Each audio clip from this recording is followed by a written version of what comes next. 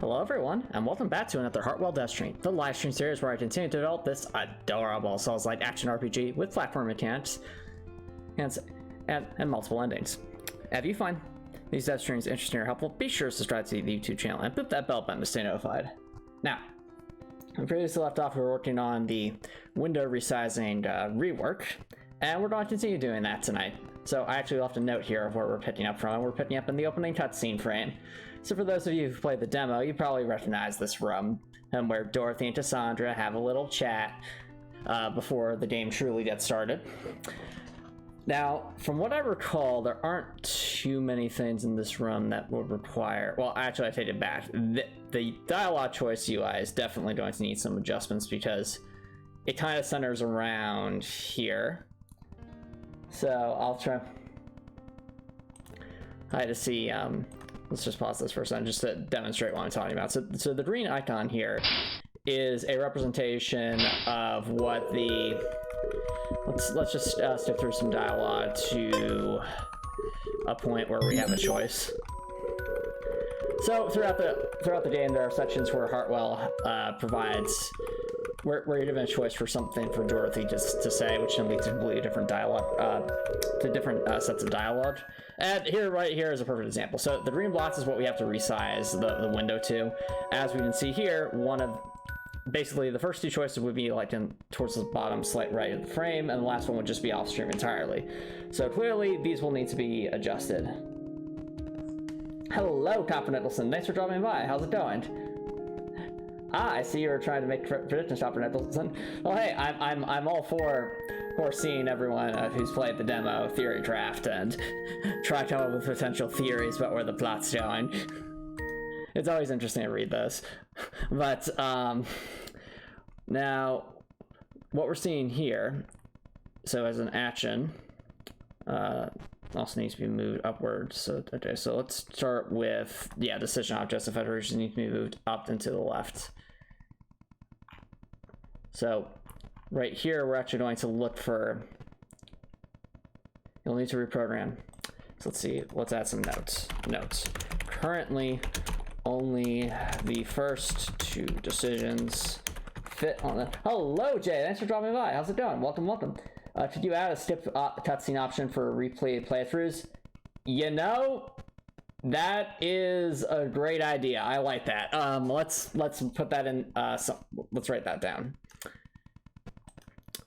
Suggestions for repeat playthroughs. Provide a... Well, actually, so Jay, the thing about Heartwell is there are actually decisions throughout the game that make a difference. So you can't, I guess, truly skip everything. If you did, then you would literally skip decisions that could impact the story. So I like the idea of it. It's just trying to think of how to implement it in a way that makes sense. All right, I'll at least write that down as an idea. Like, provide, maybe it could be a situation where it like skips to the next decision or something like that. Provide an option to skip ahead through dialogue until you reach a decision point.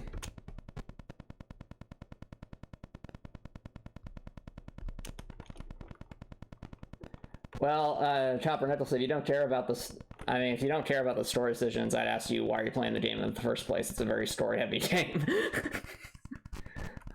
Like, yeah, I'll take your suggestion and write it down, Jay. I'm not going to make any promises just because it's a very, not only is this a story-heavy game, but it's also a game where decisions actually have an impact on the story and even some of what is experienced in the game.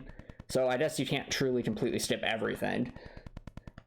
If you play Coffee Talk, they have a super fast forward that pauses out decisions. Okay, so that's what I'm thinking. So provide an option to skip ahead through dialogue until you reach a decision if the player has already experienced that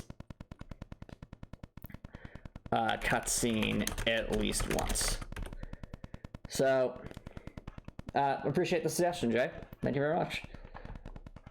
But yeah, that would make sense. I guess Persona does a similar sort of thing where they let you essentially fast forward through dialogue you've already seen, even if it's one of the same save files. So I think that makes sense.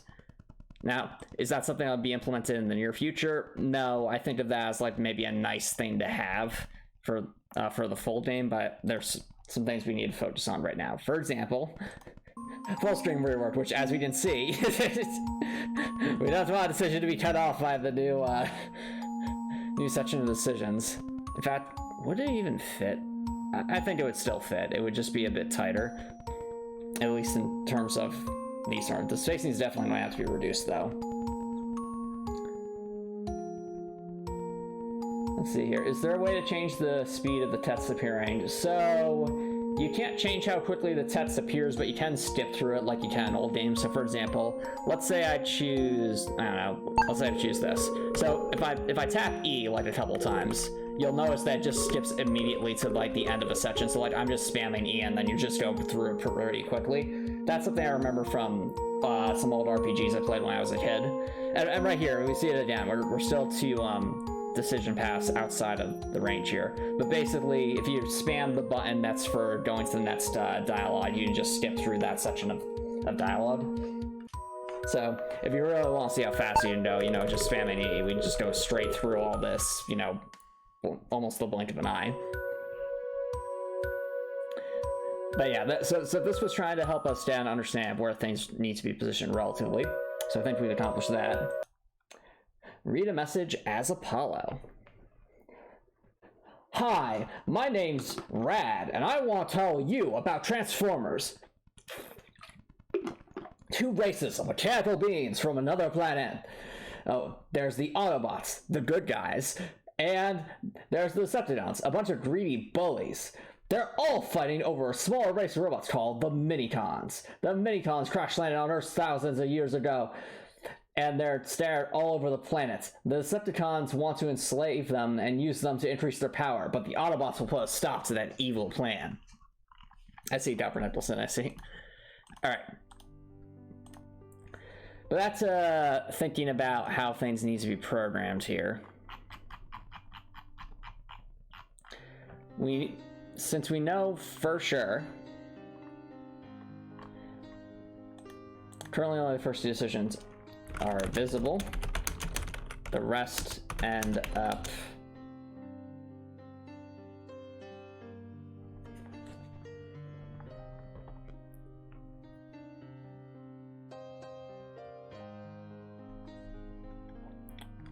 currently only, yeah, currently only the two first.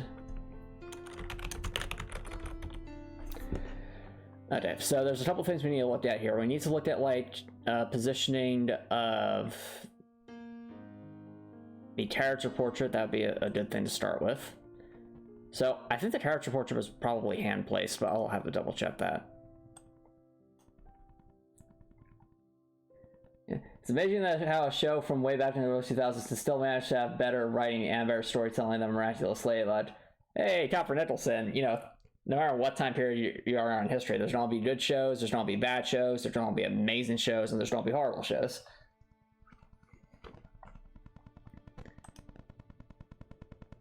I mean, for context, like even Star Trek Deep Space Nine came out in the 1990s, so it's even older than that Transformers show that you're referencing.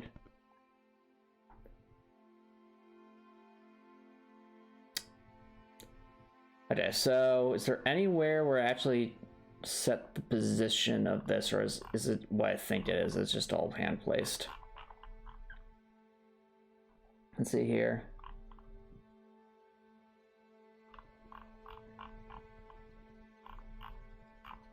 Alright, we have voice channels. So right now, Epic of Gilgamesh is Pete's storytelling. So when you say Epic of Gilgamesh, do you mean the actual epic, or do you mean an actual show called the Epic of Gilgamesh?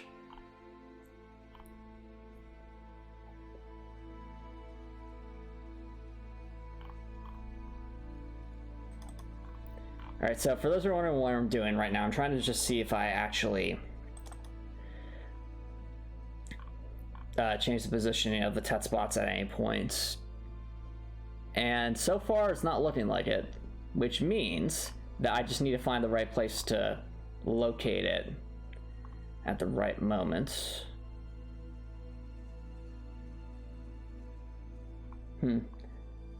Oh, the 2000 BC original. Well, yeah, I would generally agree with that. Like, I agree, Jay. Like, I think the old epics have a lot to tell us, whether it's Gilgamesh or the Iliad or the Odyssey. I think I'm forgetting the name of it, but I think even the epic that the Romans had was also fairly intriguing. I don't remember what the name of that story was told. Oh, there's also, I think, the Bhagavad Gita, if we're talking... Let's see. I'm trying to think. Okay, we have the Bhagavad Gita. What are some other epics? While I don't necessarily consider it... I'm not sure if it technically qualifies as an epic. I think Dante's Divine Comedy would also be up there, for sure.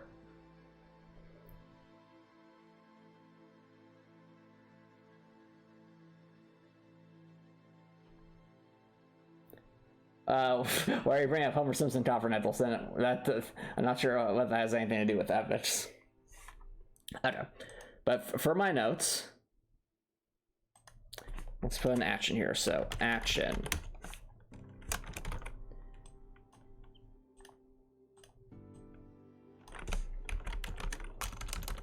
Physically move the...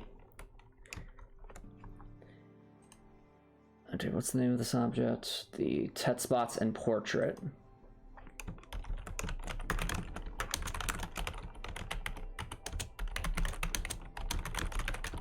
Until it would be centered.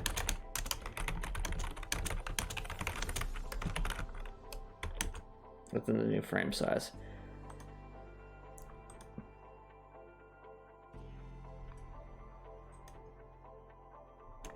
This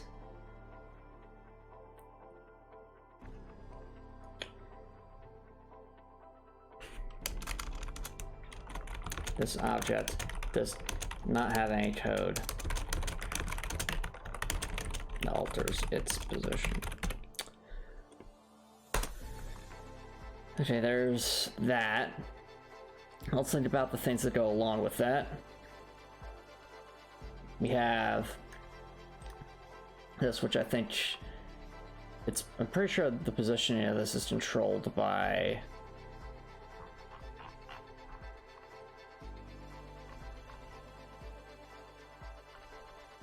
oh, don't tell me I hand placed this. Okay, yeah, it wasn't. It's placed where it needs to be, like that, so.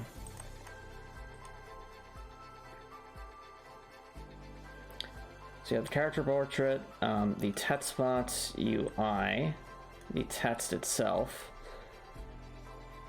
So I think that's going to be the display string.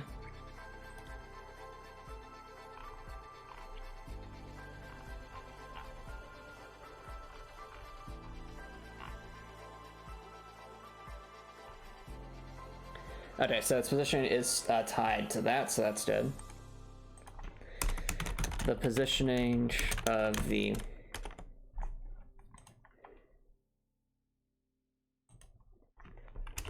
button prompts. No, Copper Nicholson, I think you're misunderstanding. Homer was the name of the... It's at least Homer is the person whose name is applied to the Odyssey. Now, whether or not Homer was one person or a group of people is a question for historical debate, but the idea is that Homer wrote the Odyssey, and not Homer Simpson.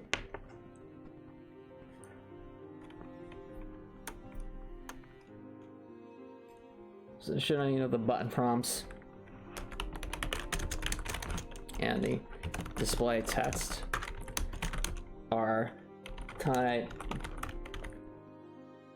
Homer helps write down years of oral tradition. Thank you, Jay. Thanks for that clarification. You're right. So Homer isn't necessarily the author. Rather, the oral tradition of these myths is written down for posterity, so to speak. I mean, it's that same reason that we've even heard of Socrates, because Socrates didn't write any of his teachings down. Well, basically, his students wrote down a lot of what he taught.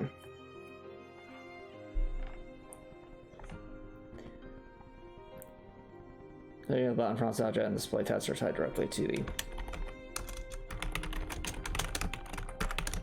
maps and portraits.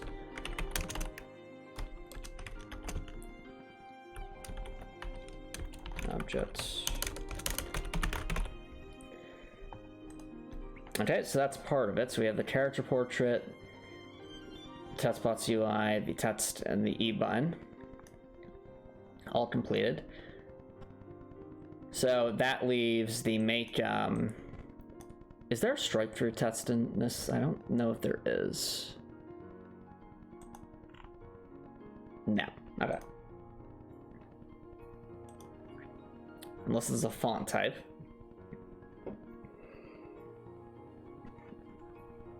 Not that I can see. All right.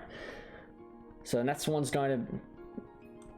Next we have to look at the Make Your Choice UI. So we already know that that's a bit off center. Fun fact, after reading a bunch of stories on Troy, archaeologists went to find it, where it was said to be buried. They found 7. 7 what though?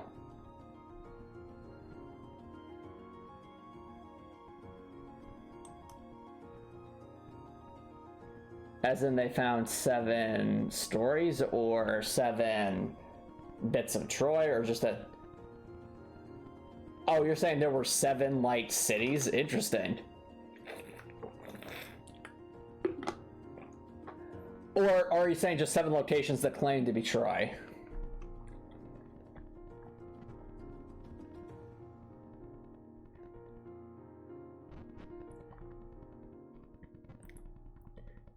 Well, say Copper Nettleson, do you have... Are you able to search up the Odyssey, like search for about Homer who wrote the Odyssey on the internet? Because that's, you can read more about it from there, dude.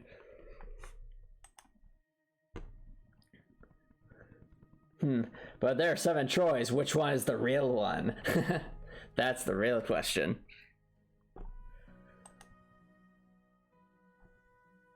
Let's say it has 7 distinct layers laid over by natural disasters, ravagers, war. Oh, okay. I see. Alright.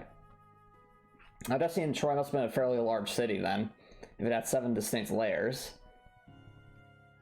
Or at least a fairly long, decently long-lasting city.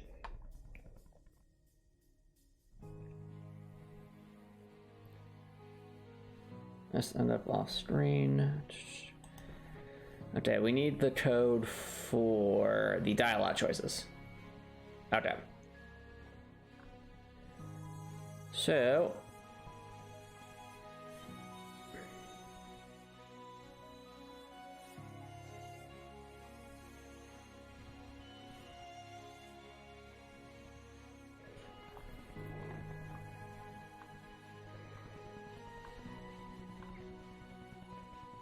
Alright, chat, keep your eyes peeled. We gotta make sure we find the position setting code. Nope, here's one. Looks like it's line 110.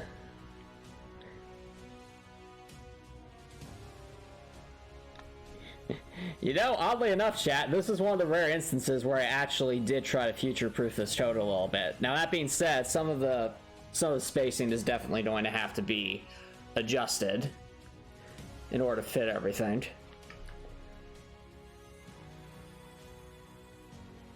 Let's take a print screenshot of that.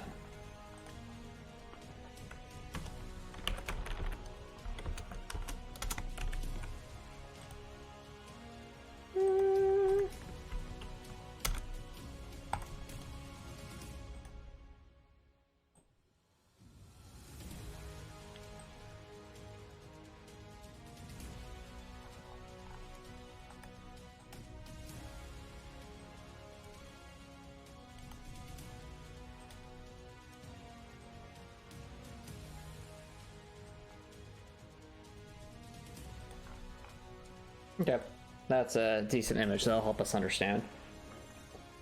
So, line 110. And the reason we're writing these actions here now, chat, is so that it will be a lot easier for us to go very methodically, frame by frame, to make the edits that we have to make for the rework. So that's why where all this planning is coming into play. So hopefully it makes, hopefully all this planning makes the actual implementation of the rework a lot more straightforward than some of the other reworks I've done, like with pathfinding, for example, which took multiple months of trial and error. Here, I think it's just going to be more of a question of understanding what, how different things interact with each other and trying to go from there. So, Y position, what's up with the frame, 85 plus 30 times choice index. Thankfully the x-coordinate equation is fine. Coordinate equation, setting equation. In line 110 for the dialog choices objects. Oh, it had 9 layers. Okay, interesting. Well, hey, I didn't know any about this, so I'm always interested to learn more about ancient history. Yeah, I remember, especially when I was in college, middle school, and high school especially, I really enjoyed history class a lot. Whether it's about ancient Greece or things happening in South America or Europe. There's so much. It's fascinating how long humans have existed, or I guess how long relative to our own lifespans, and yet how little we know about our own past selves, because so much is just lost to time. I always found that kind of fascinating if you think about it. Like just picture for example, like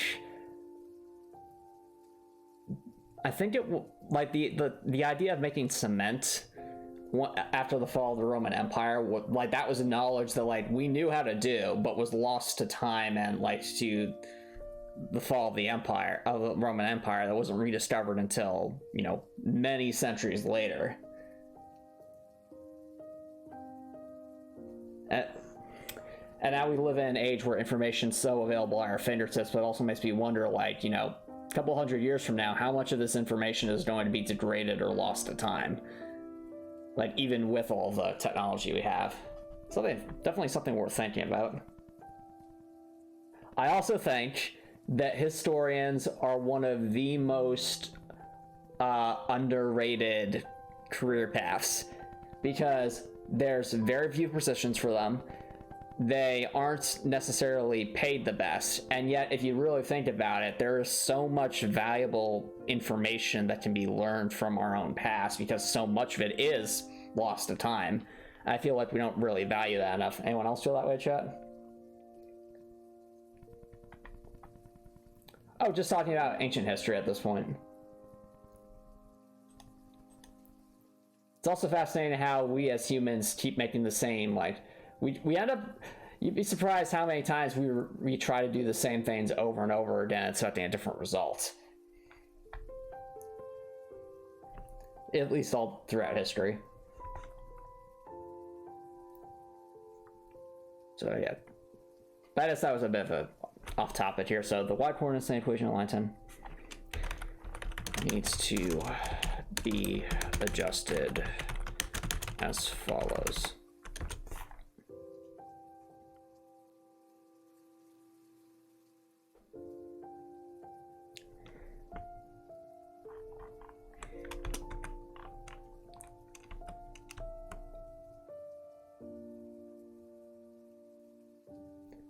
So, thinking about this mathematically, I think we're solely need the plus 85 just to, oh, what's the plus 85 do for us?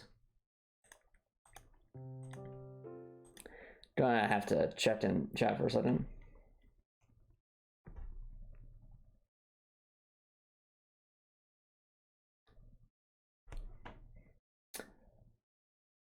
Well, you're off to work. All right, sounds good, Jay. Have a good day at work.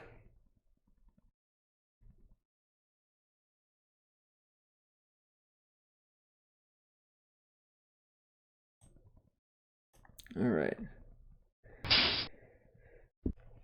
So I need to understand, why did I choose a Y of 85 specifically? I'm gonna guess it's to make sure there's enough clearance between the choice and the room that Dorothy and Cassandra. Okay, that is a lot of space. So the Y center is around here, 85 is further down. I think we'll probably need to go closer to... I need to see how many tiles that is. Give me a second, chat.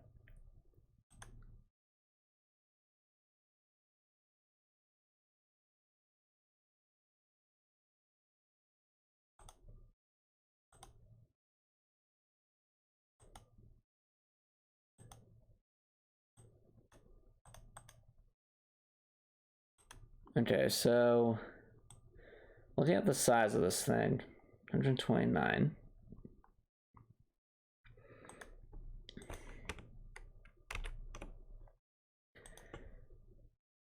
Yeah, so looking at my coordinates, this is 222. That's 258, so that's about like 34 or something. I think if we did like plus 40, that would be enough of a gap. Let's try that. Change 85 to 40.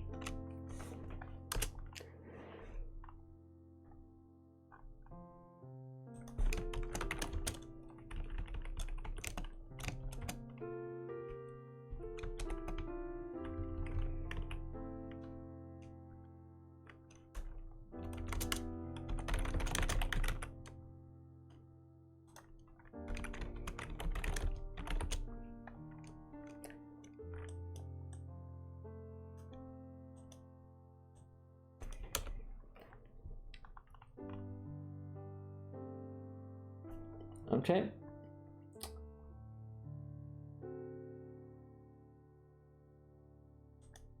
Let's see here. Change 85 to 40. Change.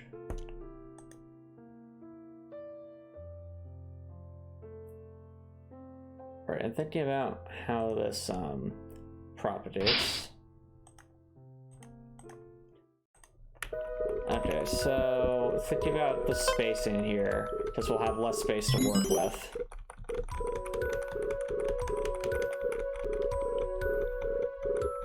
Is 30 still a good spacing?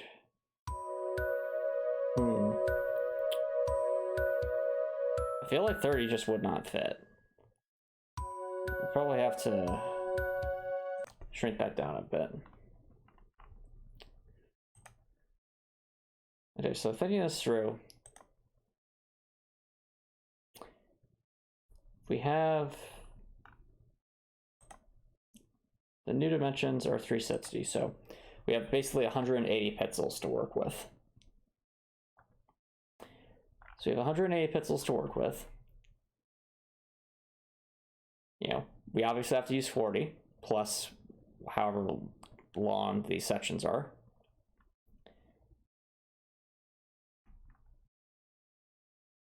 Yeah, simply adding 30 to each one would be probably a bit too much. There's then we have text that goes off screen.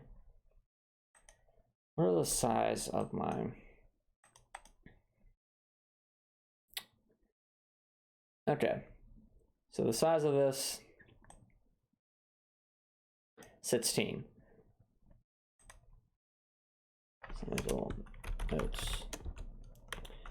Dialog choice object is 16 pixels tall. And I'm assuming the position setting thing is, yep, top center. So that means here.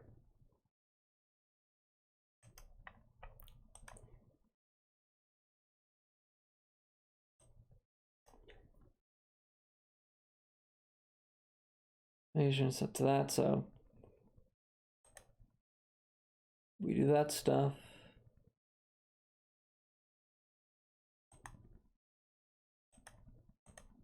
Right now we're just in the process of doing some calculations.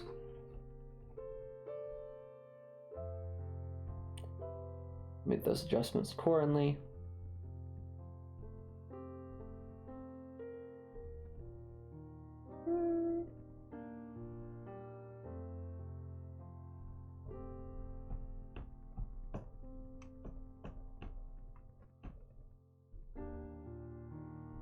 Must make adjustments accordingly. Sorry about that, chat. Okie doke.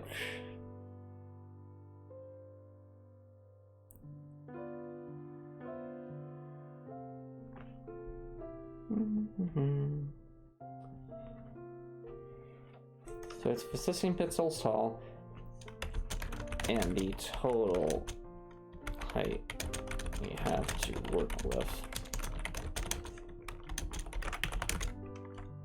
Yeah, 180 minus 140. So 360 divided by 2 minus 140. So, knowing this, knowing we have a minimum height of 16, that means if we stacked everything on top of each other,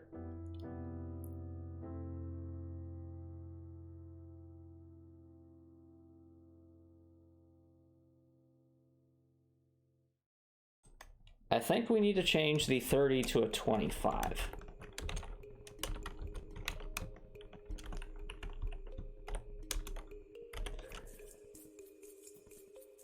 And just want to double check that doesn't affect anything else. So with that,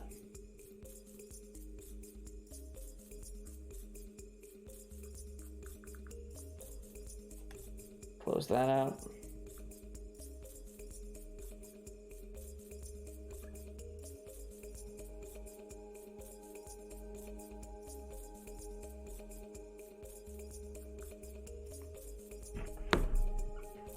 All right.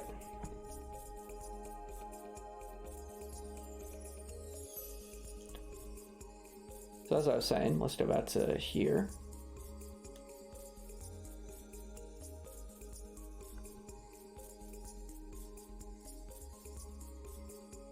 Okay, so the actual position has nothing to do with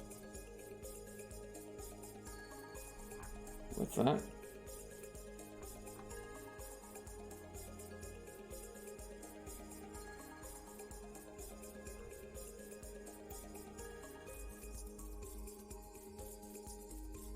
Yeah, for each object.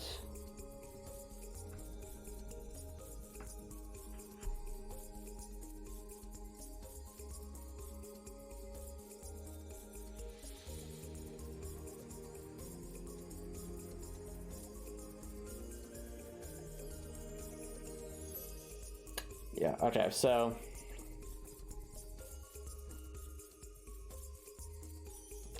yeah, I think this would work because if we're starting at 140, we go down in towards 25, we'll still have 40 pixels left at the bottom and plenty of space between them for selecting decisions.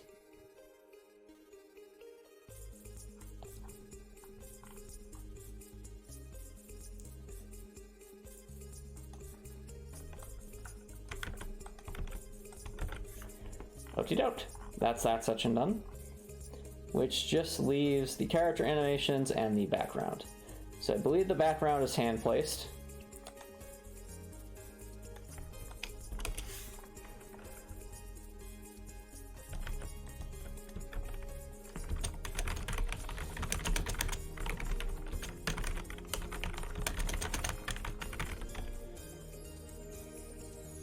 I mean, Copper Nicholson, you just look that up in a dictionary, right?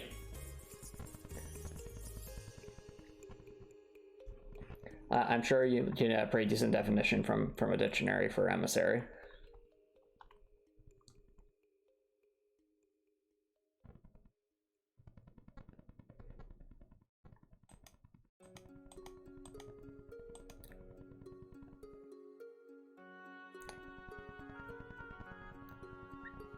Physically move the background to be roughly centered in the screen. Now, as for the character animations, that's a different story, because I think that's all tied to... Yeah, there's going to be plenty of programming for that. Okay, so the door... The torches are hand placed. Interesting. Okay.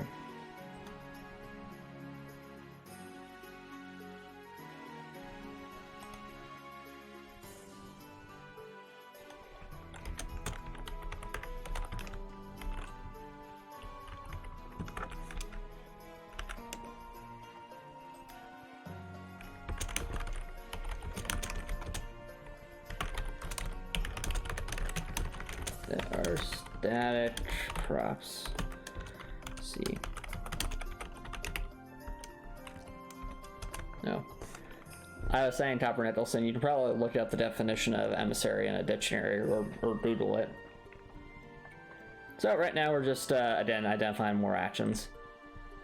Here I forgot that the torches and the door are actually active objects, which means we'll have to physically move them.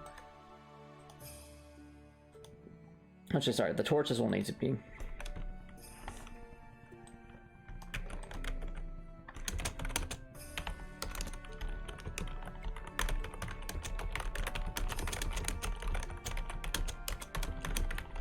Columns in the new positioning.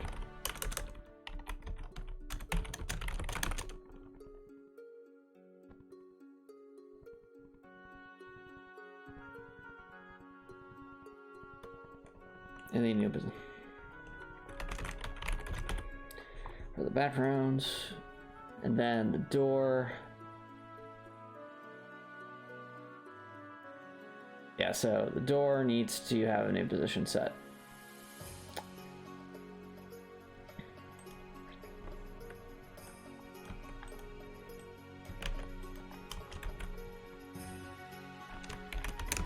In line 2, edit.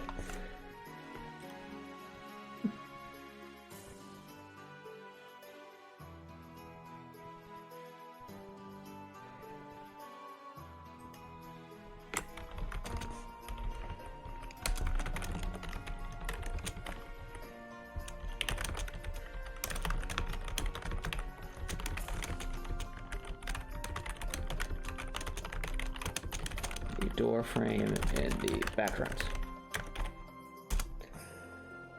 Okay. I wonder if we could calculate that. So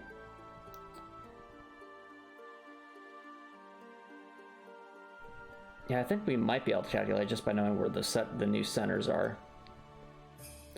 So a current frame size is 800 by 450 to let's do some calculations.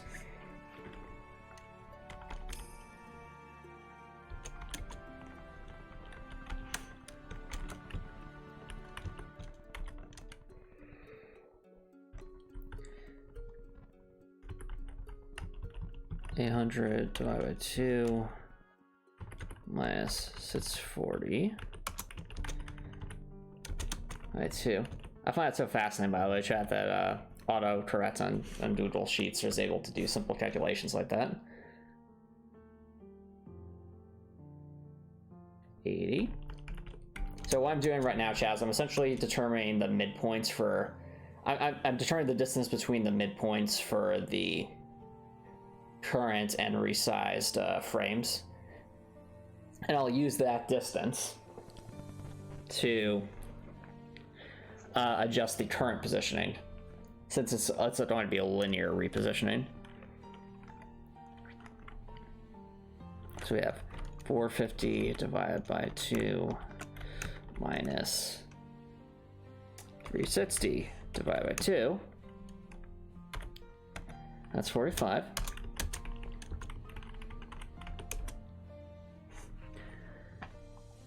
Now we just need the actual coordinates. 359, 188.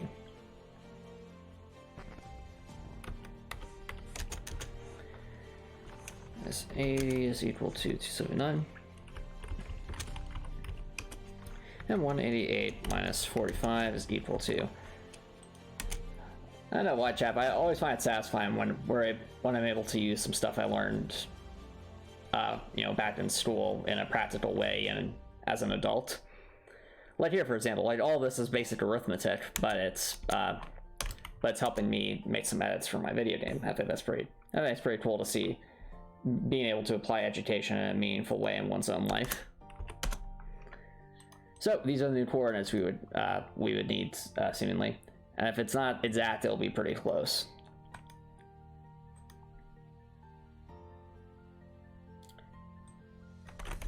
Change.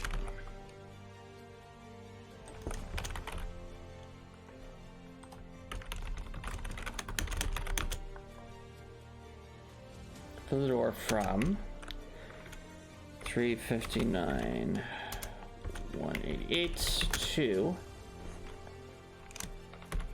279 143, so that aligns with the new door frame.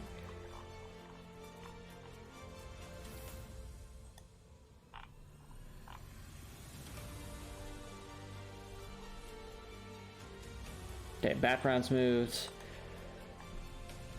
Now for the trickier part. Let's see how did we position the characters in this scene.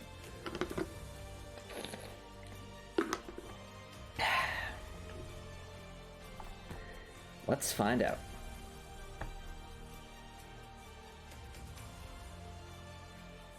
Alright, so Cassandra's starting position is actually defined by the door, so the door defines that. Interesting. Dorothy, on the other hand, she decides where she wants to be. Because of course she does. 433 by 186. Alright. Well, we did some mathematics before. Let's see if there's any other positioning things here. So, I know Cassandra has to move a bunch. Alright, so it's related to Dorothy's position.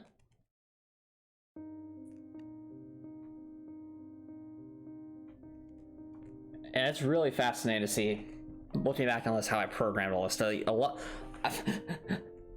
I know that Dorothy and Cassandra have a deep connection with each other, but I didn't realize that connection extended to the physical proximity calculations. It's mildly amusing to me. Okay, I need to take care of something, chat. I will be right back.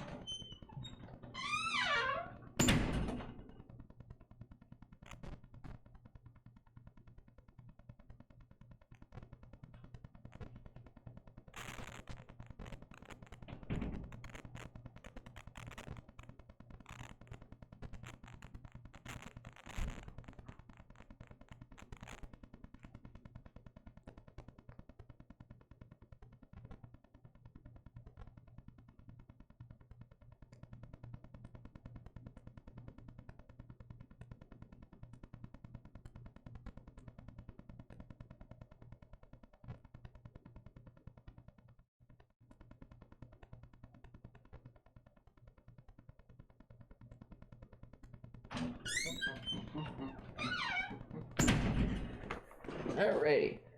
1 second, chat. Let me get everything back.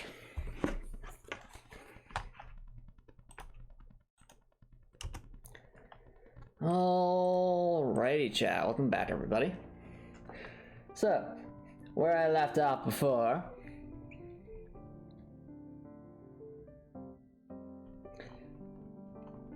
is I was trying to say on the fact that it seems a lot Cassandra's positions in this frame are tied to Dorothy's position, and Dorothy's position is defined up top, so this might actually be quite a bit easier than I thought,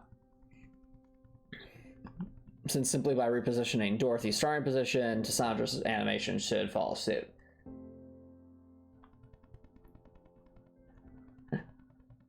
Copper Nicholson says, maybe Dorothy and Cassandra are the same person. We never see them in the same room at the same time. Oh look, they're in the same row at the same time. Look at that, chat. I think your theory's been disproven, Copper Nicholson. They're literally right there. So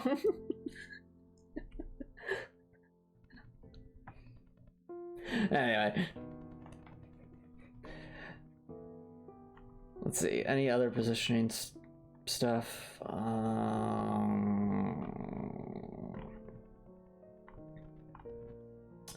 Yeah, so far it's looking like it's just Dorothy's position that defines everything, so...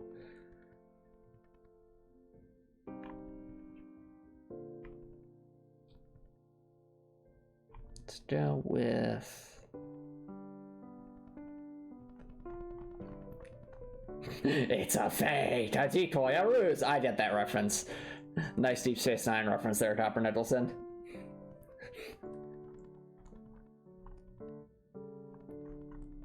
Okay, but what I think, chat, let's just check Dorothy's things. I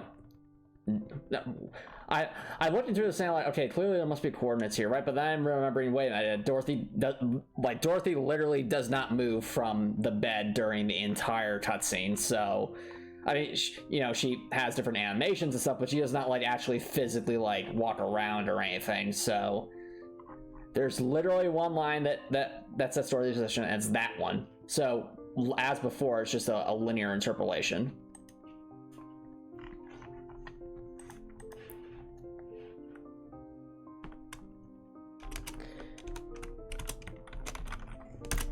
Notes. Cassandra's... Well, it's always autocorrected 2 S's. Like, I specifically chose the variant that has 1 S. Is tied directly to the positions of the door, objects, and Dorothy. So there is no need to adjust the code for positioning.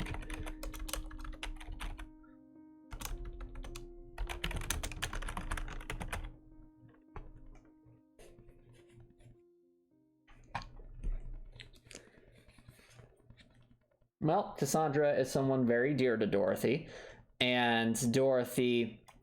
And obviously, Copper Nicholson, since you have access to the demo, you could always, like, you know, re-look through the cutscene if you want more details about it.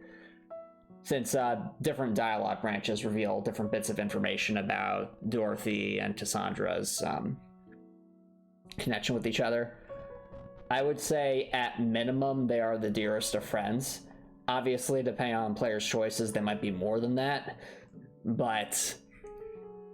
they are at minimum very, very, very close friends.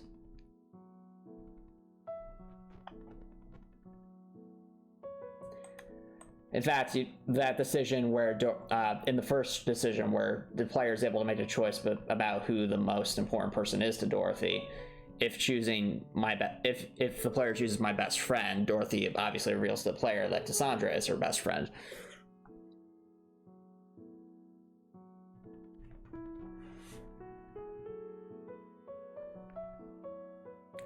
The Inquisitor. Oh, you mean like a Sith Inquisitor, or like maybe the Spanish Inquisition, something like that? Because no one expects the Spanish Inquisition. At least according to MindPython.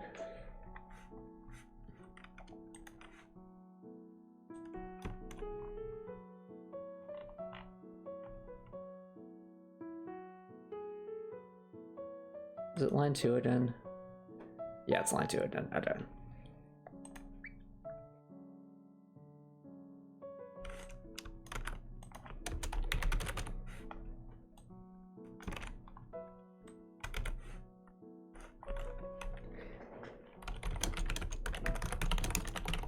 Dorothy from... Precisely. But not the MindPython one. Ah, fair enough, I see.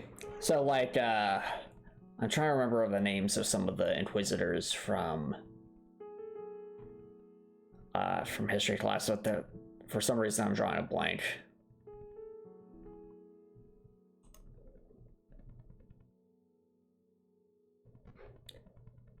433-186.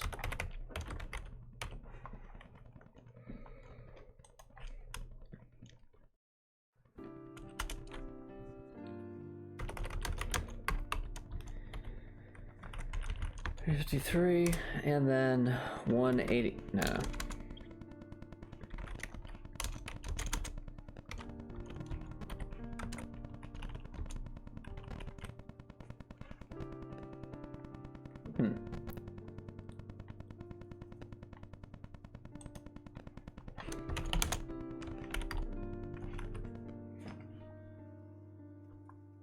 From 433-186 to 353-141.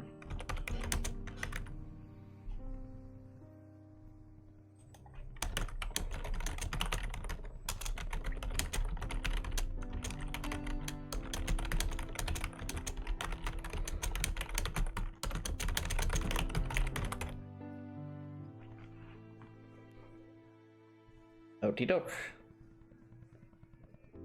Basically, we're making a build that uses Faith to attack things, using the roast need attack as a way to inflict that. Okay, so basically it's just a holy variant of the road. Or are you trying to make it a hybrid between a road and a paladin?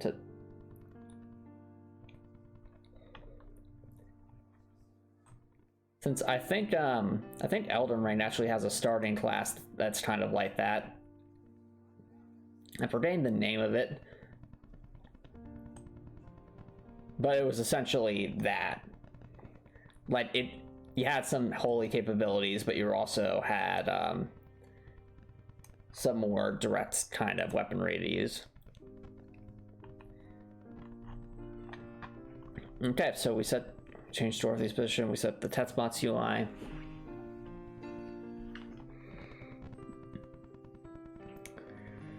Move to the horizontal center of the screen.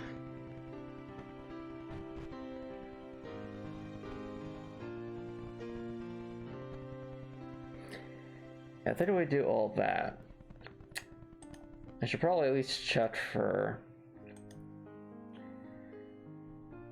how this lines up. It's moving 45 upward. Do we have that much space to work with?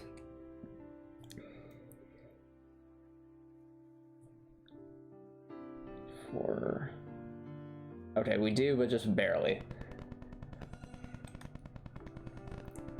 So yeah, chat, I think that's actually the opening cutscene with all of its notes done. So that's some good progress. That means the next thing we work on, well, next thing we look at is Bardolphwell. Now, this is the one that's going to take the most time, in my opinion, to go through, just because we have to. Oh, made sense. This one's probably going to take the most time, though, because we have to start looking through changing the manifest UI. That will take some time, for sure.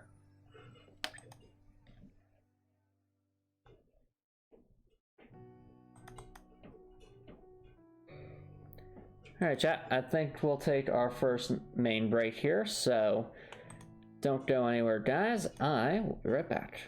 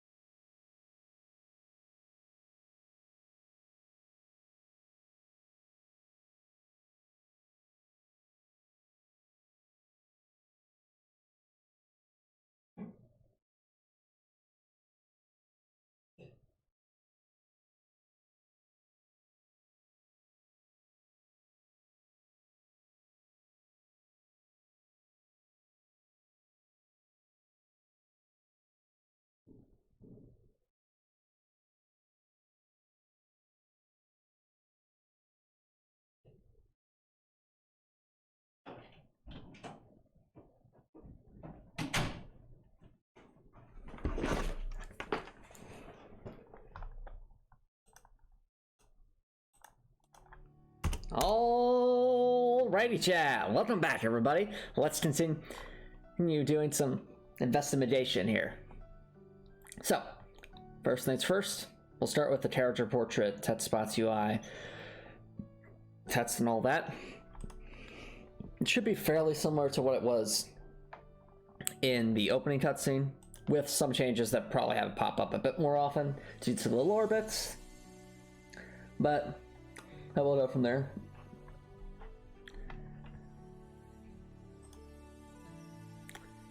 So, okay, so the position is tied to the health bar. Interesting. Well, the good news is the health bar is going to stay exactly where it is, even with this change. This was always tied in the top left corner. But bad news, I do still need to make the adjustments. Okay, so we have to do some mathematics. Time for algebra, chat. Algebra. Okay. So, you know the overall size of text spots and portrait objects is 428 by 81. I think the Y coordinate can remain the same in this case, because yeah, so Y position of that line too. That's just going to keep it, you know, about the same as where it was before. Also, read a message as Toa. Hi, my name's Toa, and I want to tell you about the Transformers. Two races of jerkbots that came from another world. They're all fighting over something dumb. I didn't pay attention into Sarah during Cybertronian History 101 because, let's face it, Sarah never teaches us anything. I was stopping all the other NPCs trying to steal my Reen. He's my boyfriend. Mine! The Decepticons are secretly the good guys. Their political movement that rose up to end the Sentinel of Prize corruption. I'm not even making this up. Like, their name comes from the slogan, "You are being deceived, Decepticons." Well, you are correct about one thing. Reen and Toa are perfect for each other. Perfect. Okay. Now, as I was saying, the Y coordinate can stay the same. The X coordinate, on the other hand, needs adjustment. So, time for some mathematics.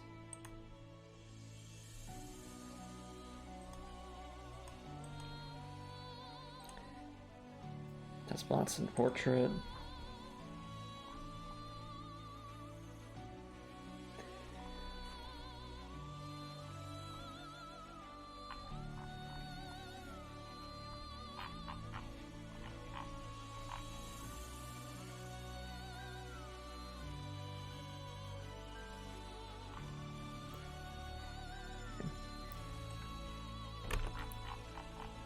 Over here. In line 1.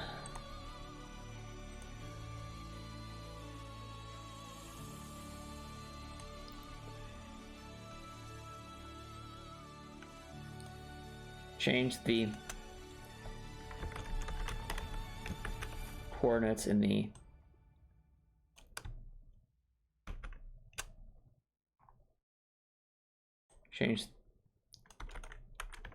equation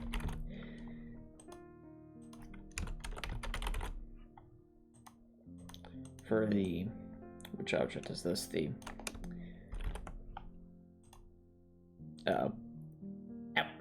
what's that chat? That only hit distort. Silly me. Sorry about that.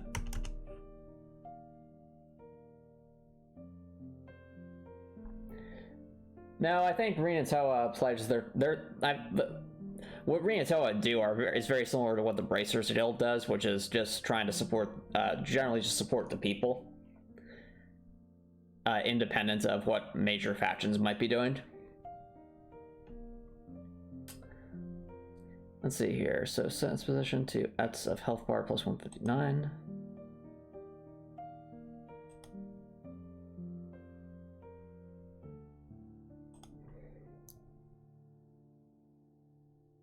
That's not some portrait.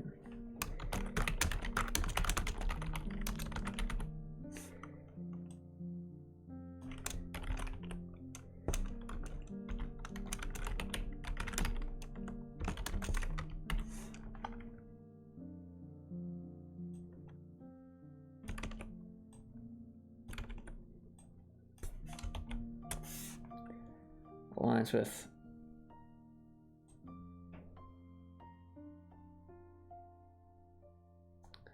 it is in the center.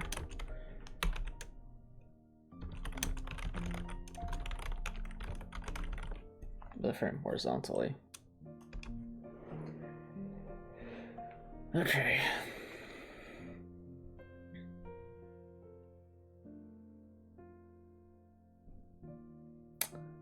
Yeah, so I think with this one, since the health bar has to be, the health bar's x coordinate is the very edge of the screen. Yeah, it is. Okay. So the health bar's x coordinate is the very edge of the screen. That means, chat, that it's going to be the same movements as before, where we were making adjustments here. So that change of 80 to the left, because we're changing relative position at the center of the screen. Therefore, it is simply going to be 159 minus 80 equals 79. That. Alrighty.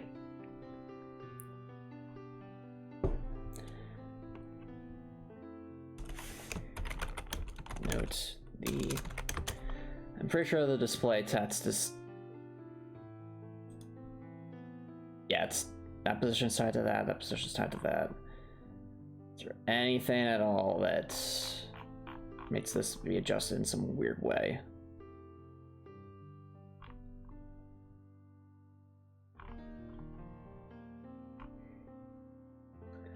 Not that I'm seeing. Right now, I'm just scanning for any kind of positioning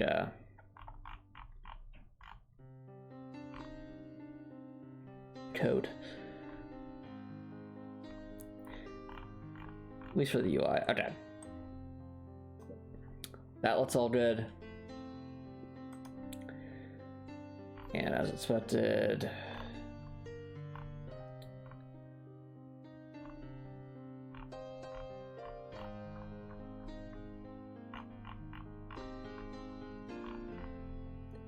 yep, that looks all good as well. Okay.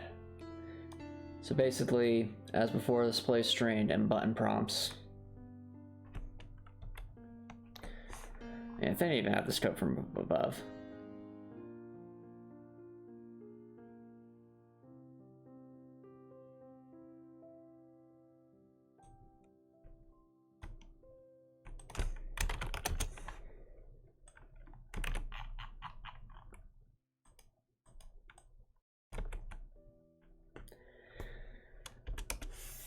Okie doke. Character portrait, text plus UI, text, E button. Okay, so that's actually, that's that. However, the item and key collection UI will probably need some adjustments. So that's this one right here. Yep, that'll definitely need adjustments.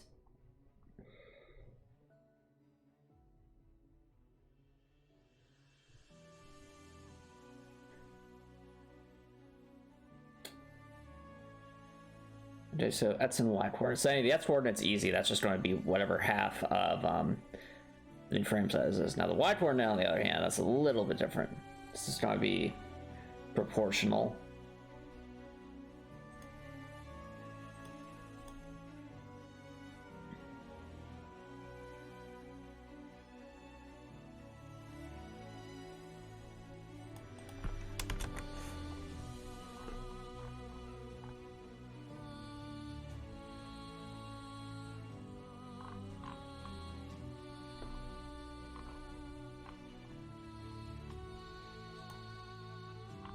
Okay.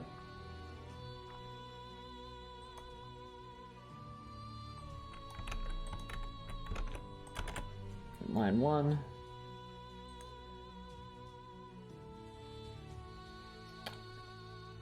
I don't think. Yeah, everywhere else it just sets it invisible, so that's all good. So it's just there.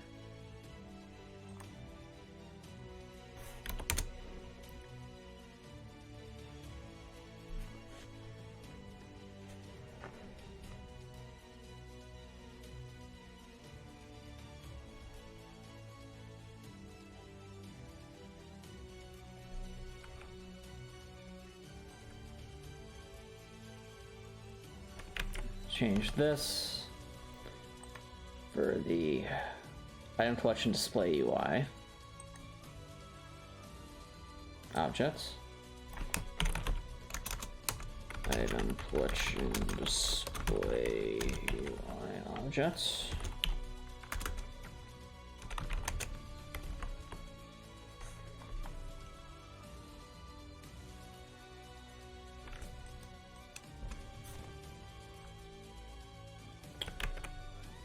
From was 400.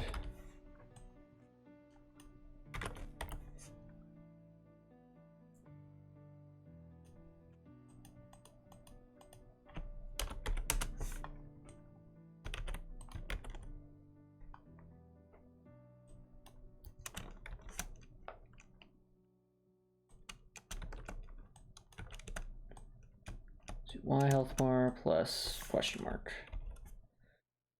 Okay, so thinking this through, the point of this UI is to be, why is it Y health bar plus 300? It needs to be below Dorothy, so it's not covering Dorothy.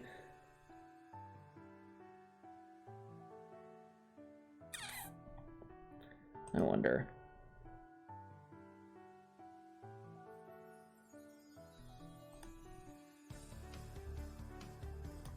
This is running. Okay, so it's not perfectly centered. Where is... Ah, there it is.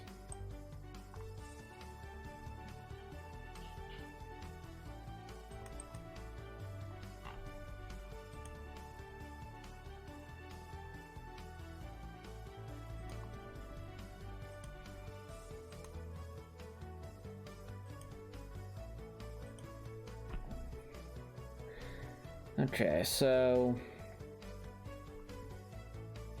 make sure this works currently.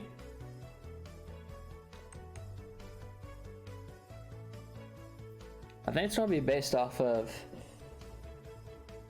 yeah, it has to be based off of like space to the end, right? Let's get some numbers. So where's the health bar go at the start frame?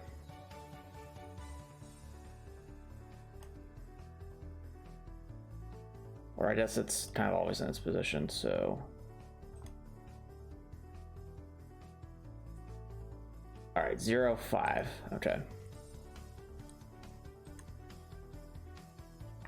So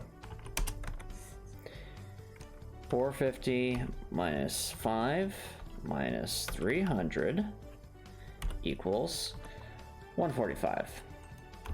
And that seems to be a good ratio.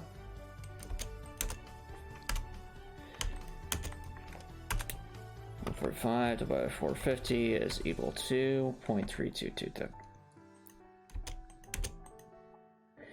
Therefore, you know, with the new height being 320,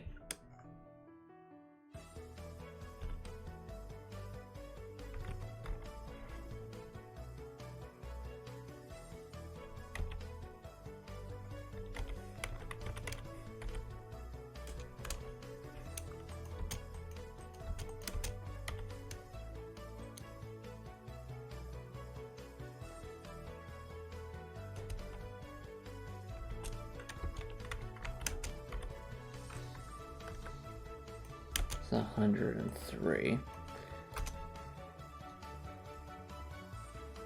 So that tells me the distance it needs to be. So now we need to solve for this value. So add this to the other side. So now it's 320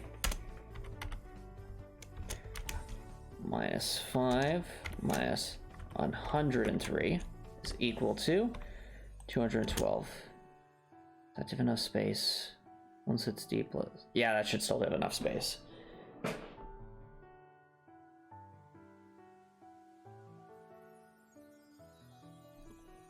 Let's think about how large this object is. Okay, the biggest example of UI is that.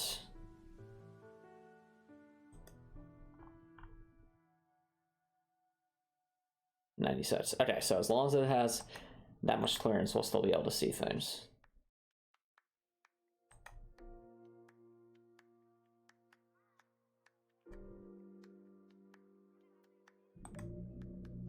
I don't think, yeah,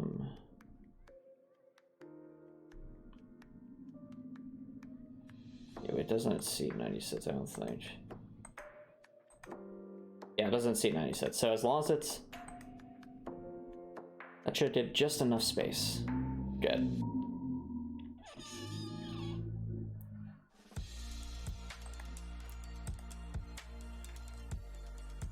Okay. We're also drafting notes on Artificer subclass themed around Spider-Man. Ooh, sounds like fun. All about area traversal.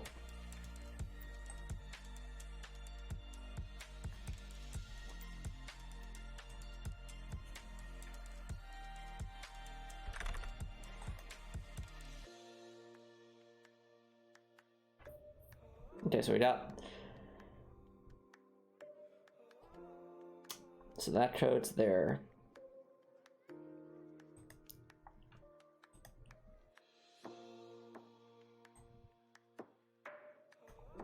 What's this again? Oh, that'll be fine.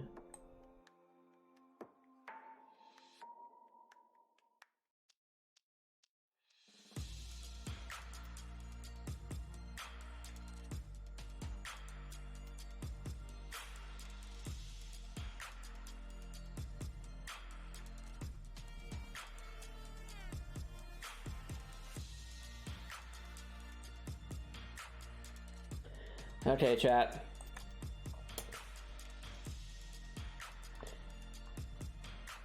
Oh, so it's a Batman build. Interesting.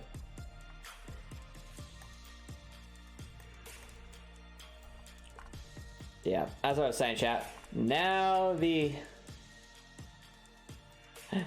major change occurs.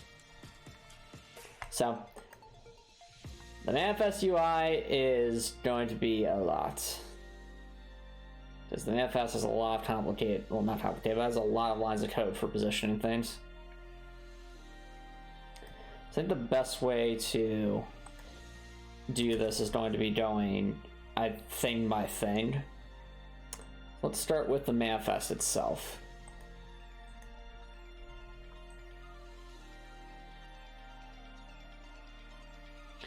Which is located here.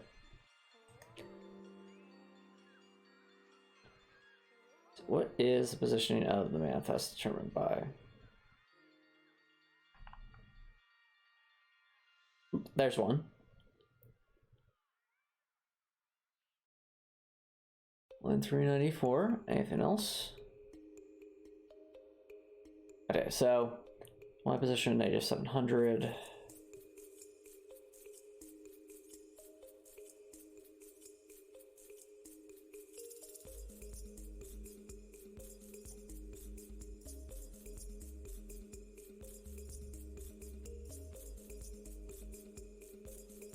What's -700?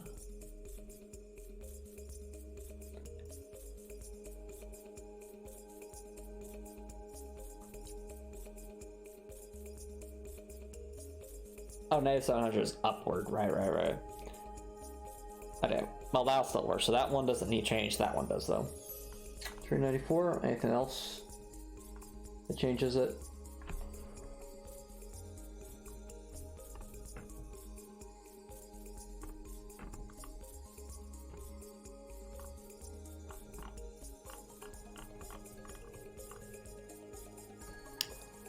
So weapon selection.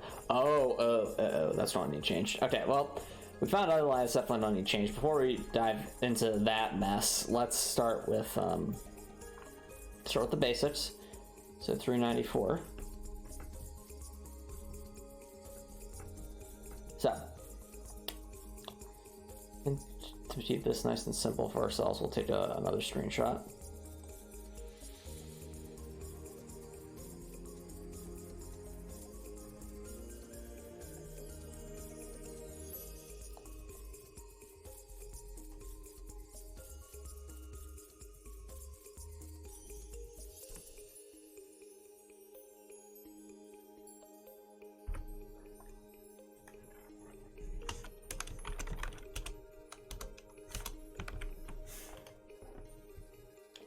crop that image so we're just focusing exclusively on the line of code.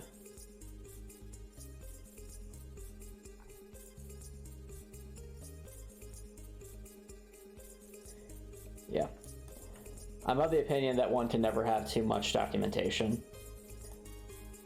As long as your documentation is navigable and organized, it doesn't hurt to have good documentation.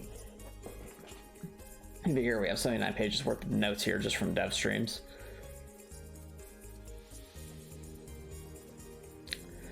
So X position, Y position, X position, Y position, right.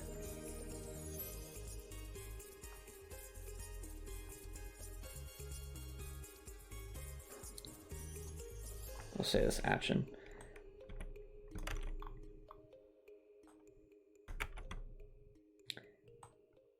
Line 394.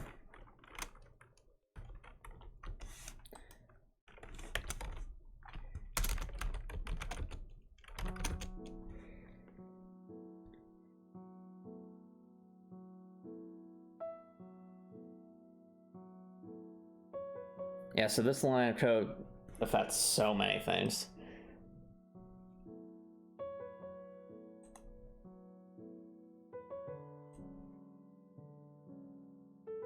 It is literally the line of code that determines where the manifest is located. Well, there will be many more lines of code to affect after that. We're going to have to make our adjustments accordingly.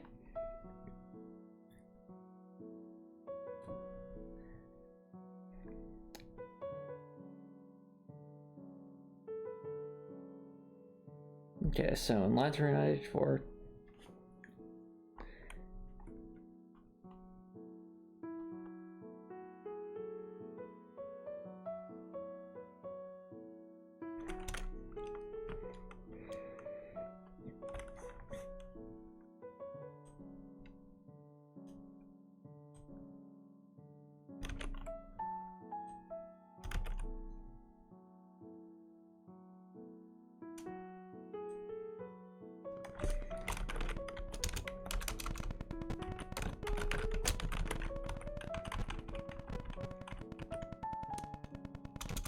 let's do 10, do X left.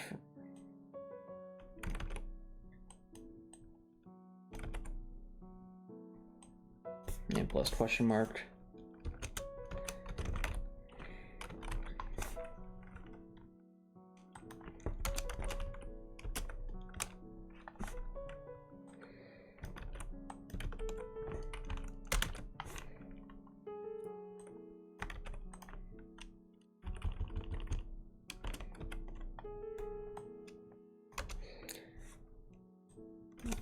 From my top frame.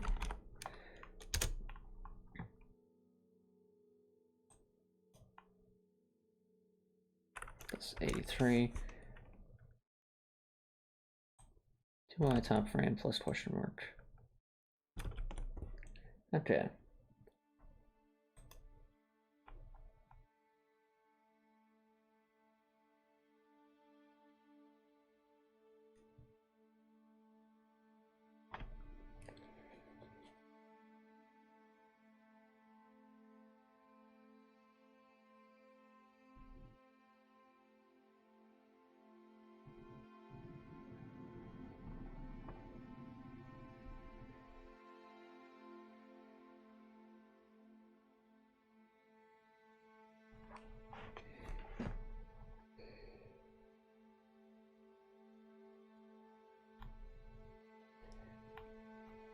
All right, now figure out what this should be.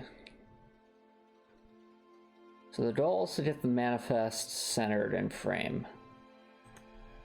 Knowing that,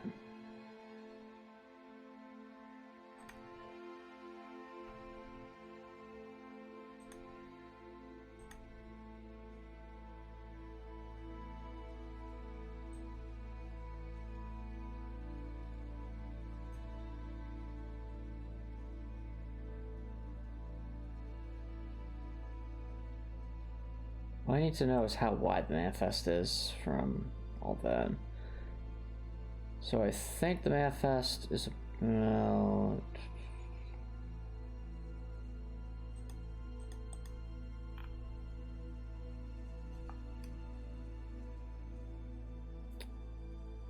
All right, so it's basically 379, 380 pixels wide.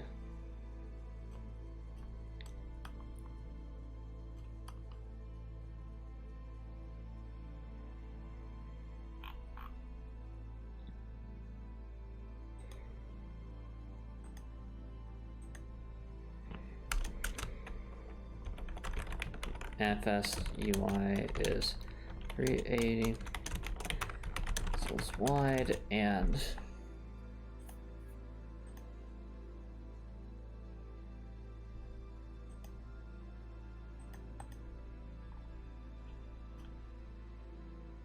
(288 pixels deep).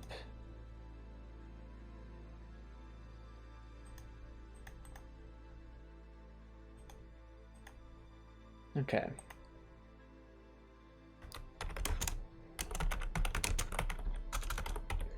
With that in mind, that gives us something to go off of, because the goal, chat, is to get the manifest roughly centered in the new frame size. Thankfully, our action points are in the top left corner, so that'll help hopefully give us something to go off of. A lot of these streams are just becoming the distance formula from algebra class. One of the special abilities you can give the grapple short hang glide mechanic. Oh, that sounds interesting, Copper Nicholson. Yeah, it makes sense too, because it's not true flight, but it is basically, you know, using that momentum to travel an additional distance. I like the idea. Very reminiscent of like Batman or the Just Cause video games, or I guess to a much lesser extent the Far Cry video games.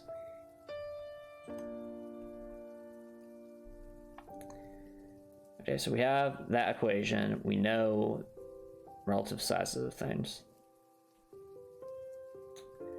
210 plus 380 is...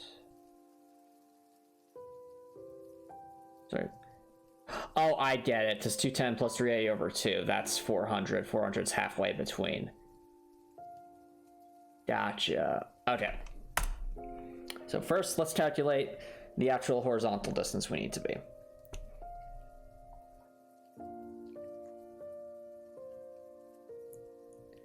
So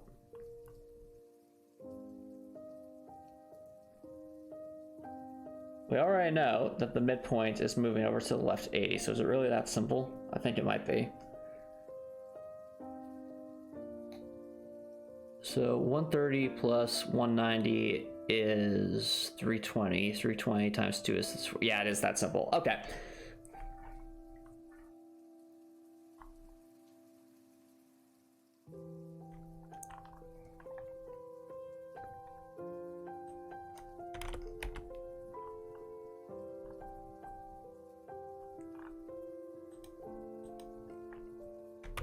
So 130 plus 190.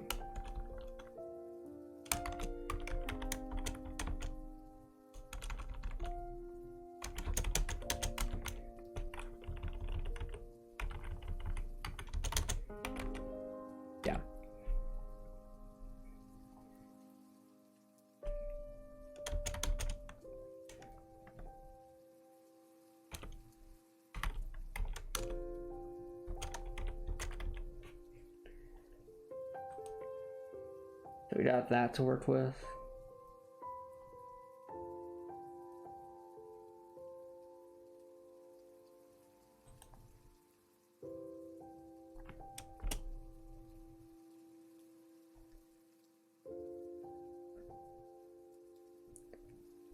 So what's 83 plus 144?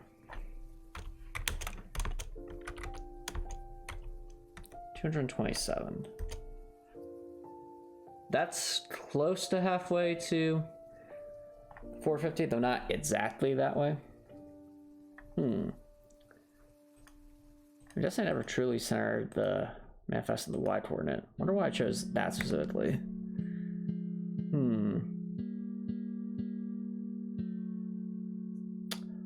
Oh, maybe it's because it's the... it still feels relatively centered, at least. Okay.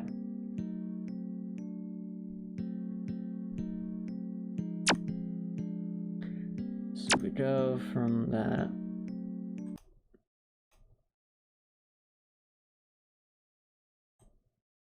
It'll also be important to make sure we don't overlap these.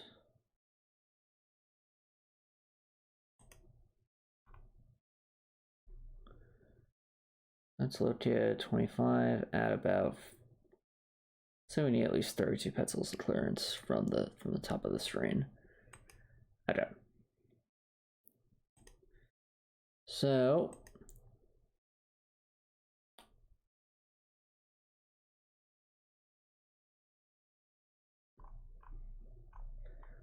over previously that was, I want to say, yeah, 45.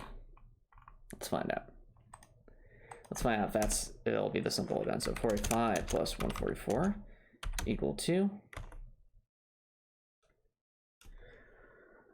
189, which is, oh no, will be 83 minus 45.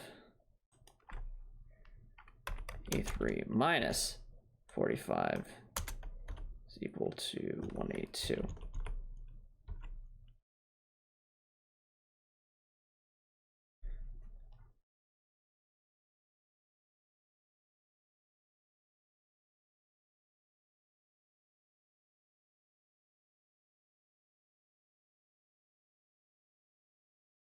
Which is, once again, just 2 pixels above what it would be normally. So I think, yeah, that's correct. Therefore, whatever 83 minus 45 is there is the correct value. So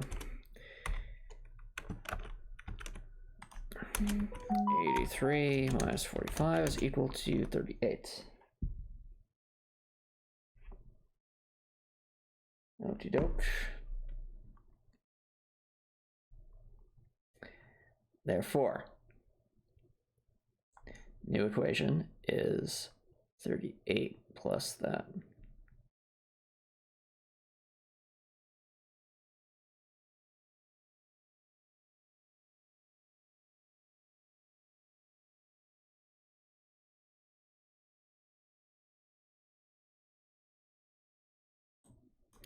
Which should still give some clearance for the stat bars.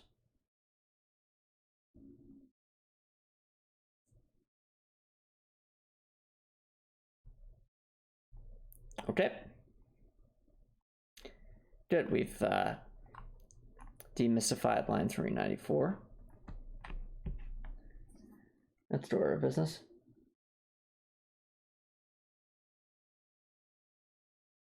Ah, I see Dr. Nicholson, I see.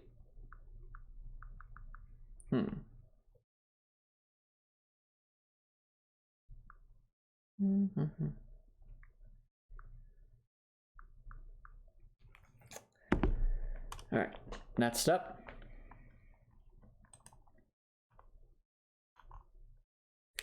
You have to keep looking through manifest UI, because I remember there being another line that was like, oh, that's going to take some adjustments.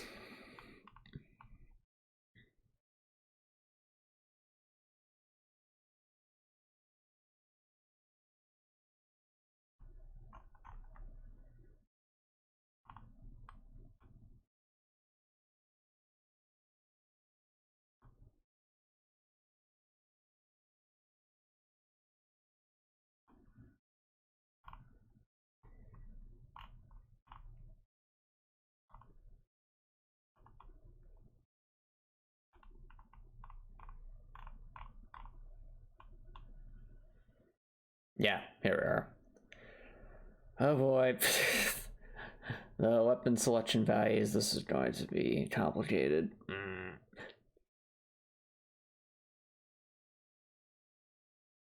Yep, now thankfully, because the manifest UI itself hasn't changed, it's just the location of it, we need to just do some linear interpolations here.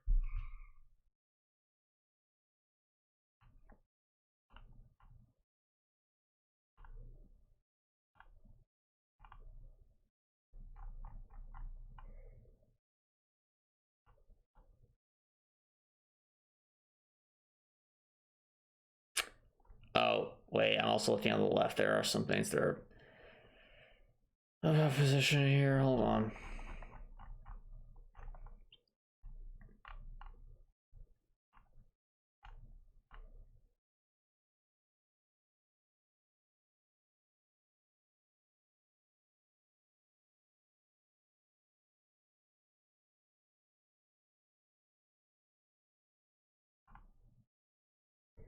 Yeah, over here I'm noticing there's a lot, so there's going to be a lot more to this than I originally thought. So around here on the left, there's definitely some. Actually, no, I take it back. That's not going to adjustment because it's dependent on the manifest location itself. So those values haven't changed at all. It's just.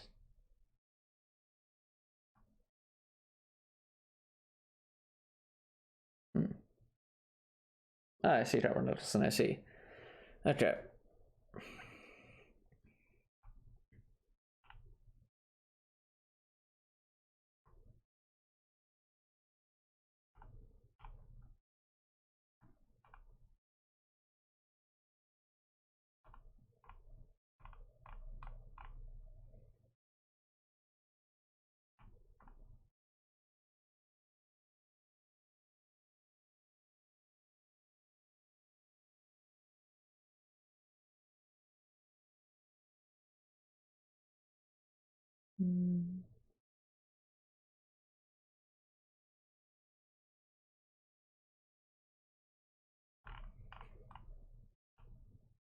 All right, well, here's the next one.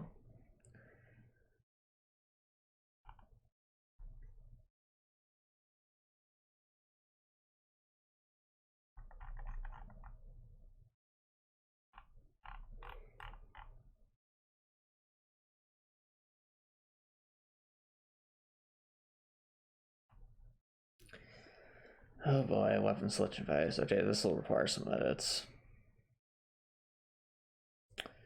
So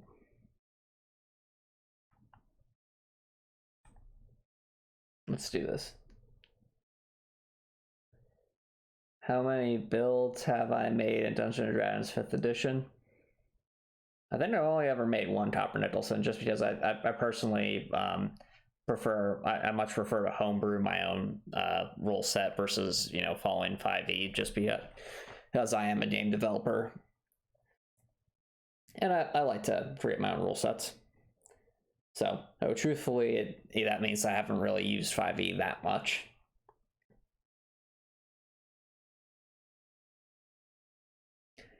Let's go with, I'll do screenshot that.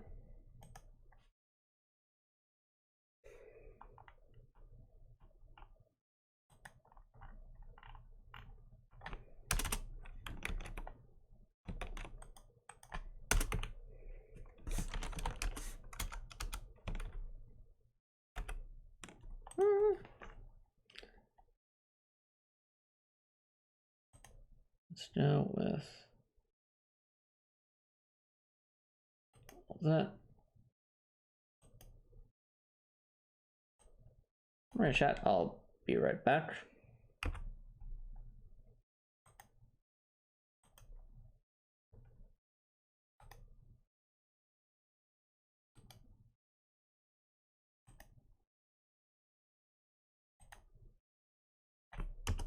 Sorry about that, chat.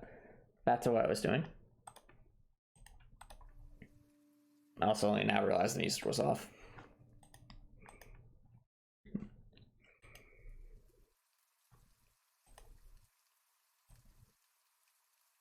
Okay. Got that.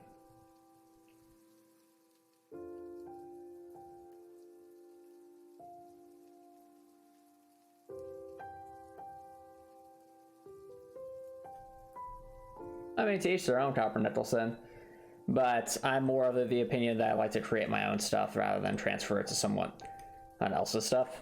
And that's what I enjoy doing, to each their own.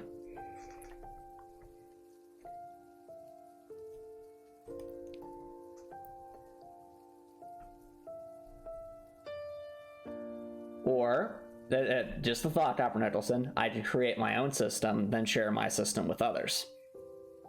That's essentially what I'm doing here with Heartwell, in a sense. You know, Heartwell is my video game. I'm working on it. So, creating something new while taking inspiration from things that came before. I find a lot of enjoyment in that.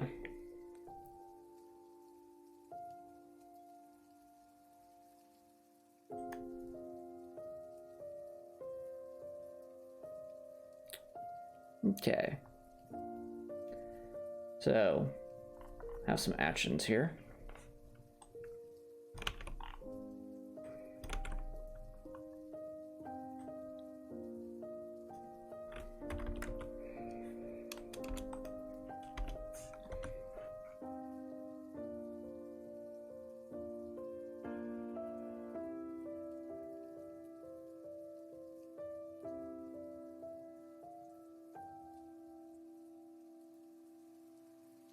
Let's see here. So weapon selection value to that.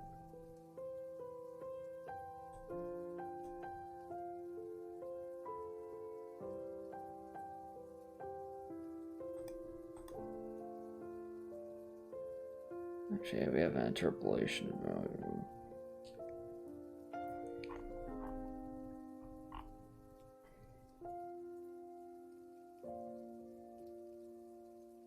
Yes, once again, it's 80 and 45 that are being changed.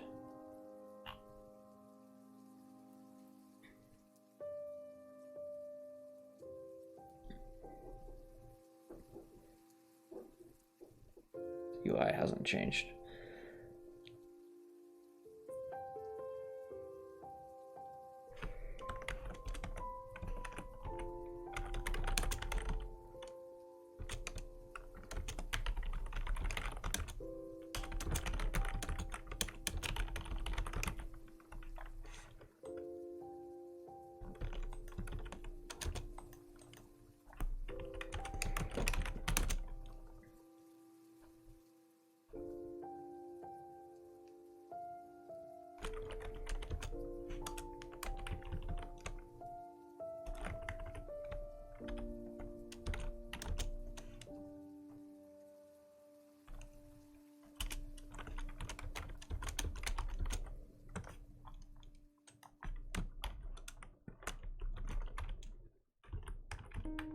We got that.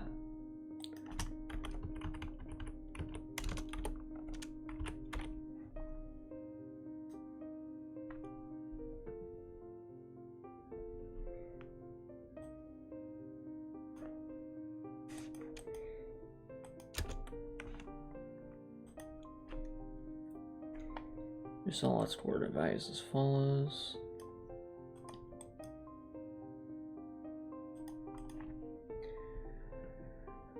Okay.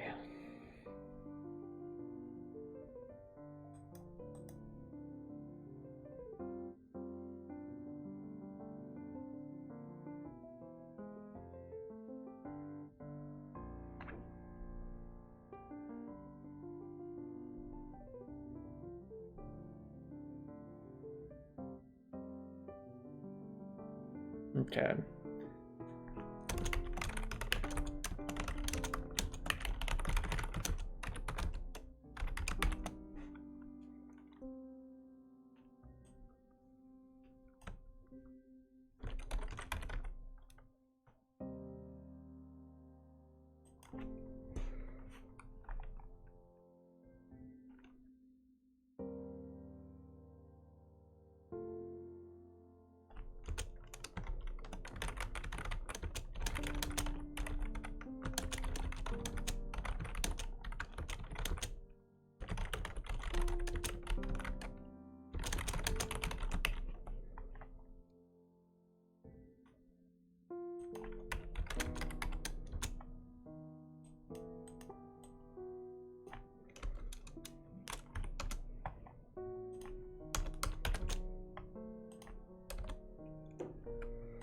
$428 to $348. Change.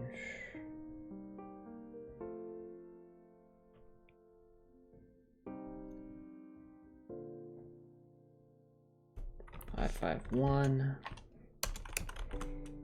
to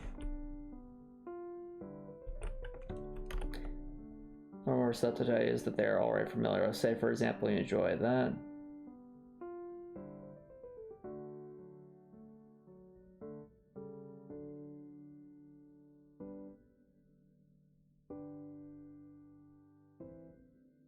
Well, Copper Nicholson, I'm not trying to dissuade you from doing that. Like, that's a perfectly, valid way to do things. Like, trying to put things within existing rule sets. But conversely, my counter argument to that, like, to just say why I like doing, creating something new is, again, because it's new, because I can put my own spin on it, because it allows me to do things that couldn't be done before. And so, while people might not be as receptive to it at first because it is something different, people who try it might end up enjoying it, and then I'd be like, wow, why didn't we try it that way before, And I personally find that joy of creation to be much more, a lot more fulfilling in that sense, since even though it might not be picked up by as many people, since it takes, more time to convince people to try things or things to that effect, at the end of the day, if they end up liking it, they're ending up liking something that is your creation, not just your interpretation of a pre-existing creation. It's the same kind of, it would also be like asking Copper Nicholson, why would I write a book when I can write a fan fiction? That's basically what you're asking. And the answer is, there's enjoyment to be had from both. Like, there's a certain amount of joy to be had from fan fiction or creating a fan game, but at the end of the day, all you're doing is taking an existing IP and putting your own spin on it, but it's still the existing IP that you're basing it off of. Whereas if you create your own IP, whatever that might be, yes, you're going to have a much, it's going to take a lot more work to build up any kind of audience. But at the same time, then that audience is truly fans of your work, not your interpretation of someone else's work. So that's just my 2 cents.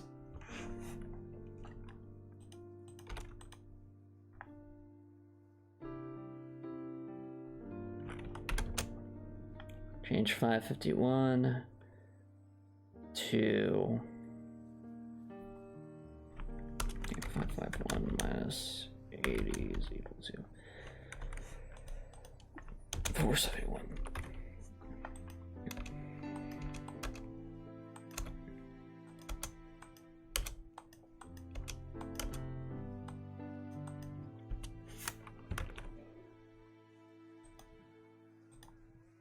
Alrighty. So.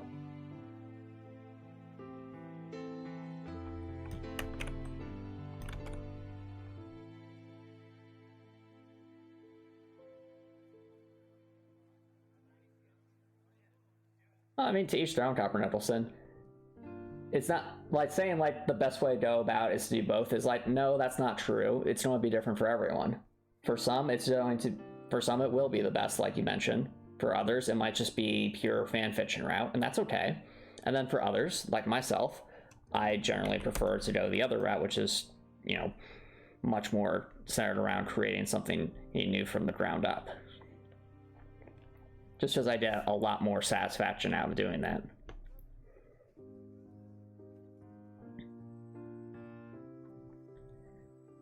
Reduce all x coordinate values by 80.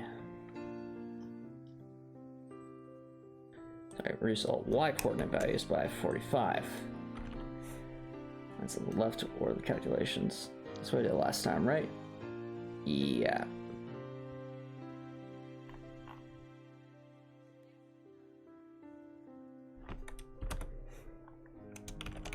Change 100 to 55. Change 148 to 103. Okay, is there anything else on this line 772 that we need to do? Well, that was a pretty empty line. Okay. Up, it's the same sort of thing here.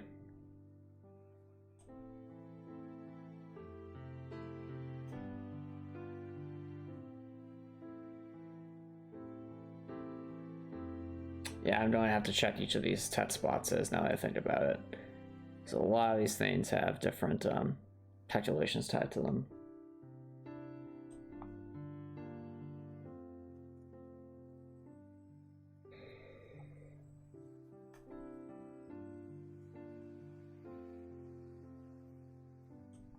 Somebody didn't know about that.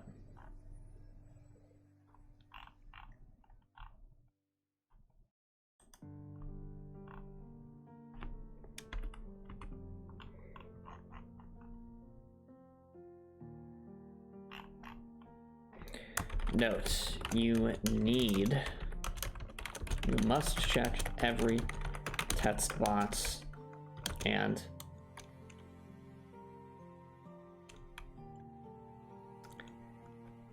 alterable num is,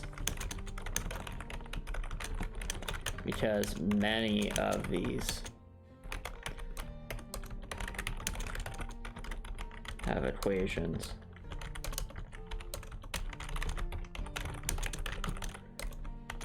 that are directly influenced by positioning coordinates.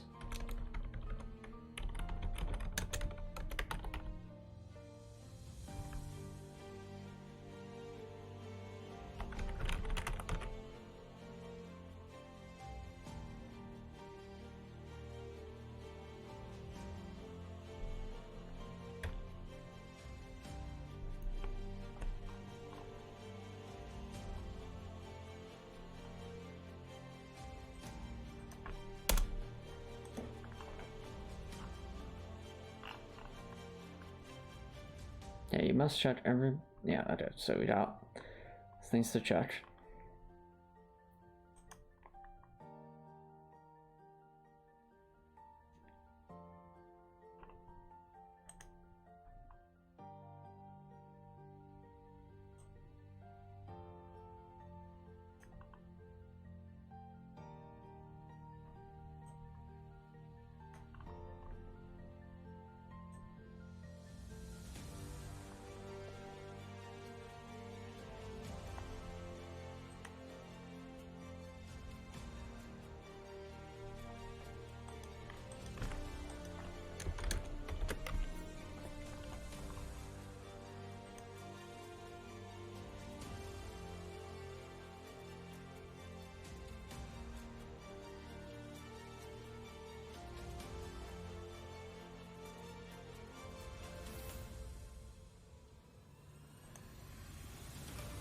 Okay.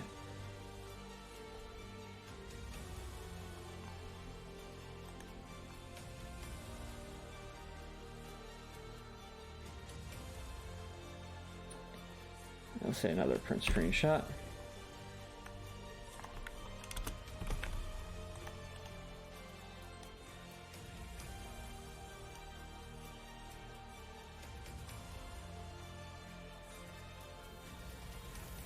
That all over there. Bada bang, bada boom.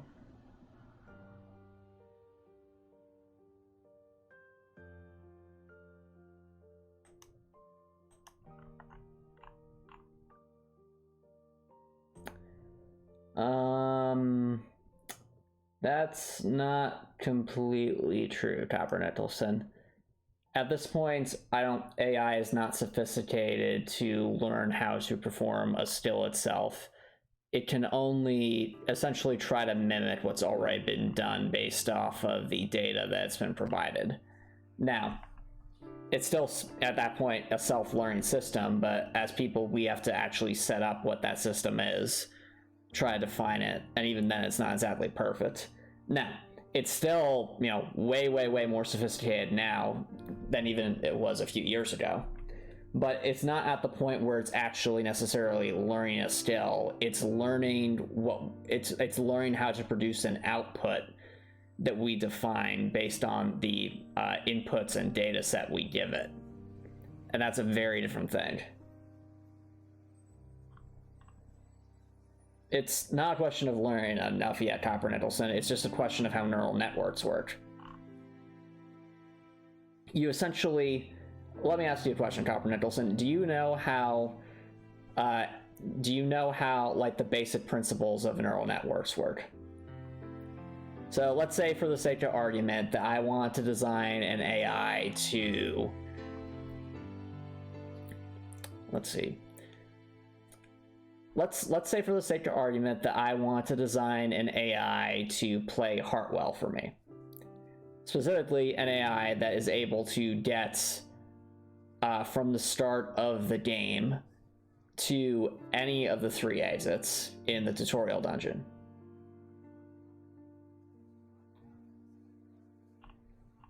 How would one go about setting up an AI like that?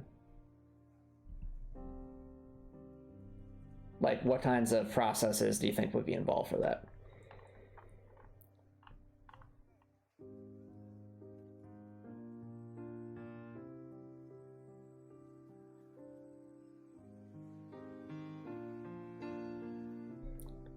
Or if that's that might be a bit too complex of an example, let's think of... Well, okay, but explain to me how, Copper Nicholson. Yeah, you don't have to go into detail like coding at that level. That would obviously be too much. But I'm just saying, at a high level, how would you set up an AI to play the game? Like, what is the AI actually doing?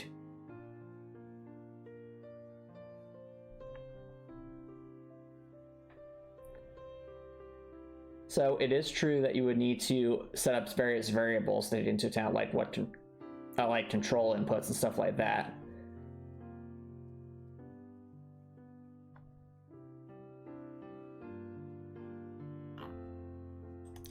All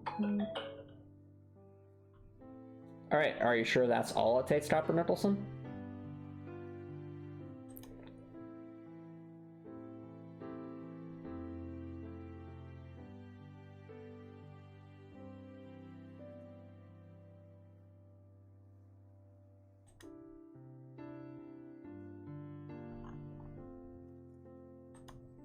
Let's see here.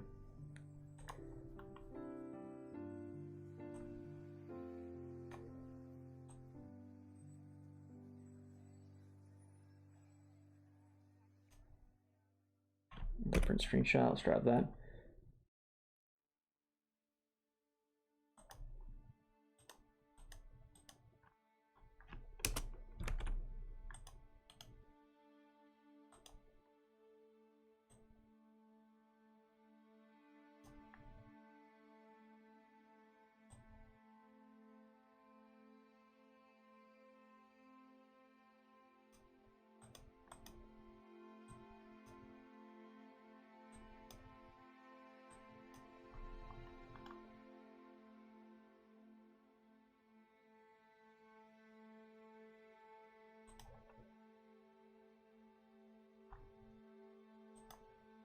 All right, I know you're typing quite a bit up, Copper Nicholson, but if I can interject, what you just all right, well, I'll let you finish your thought, Copper Nicholson, and then I'll express my thoughts. All right, so in the interest of fairness, I'll let you finish your thought.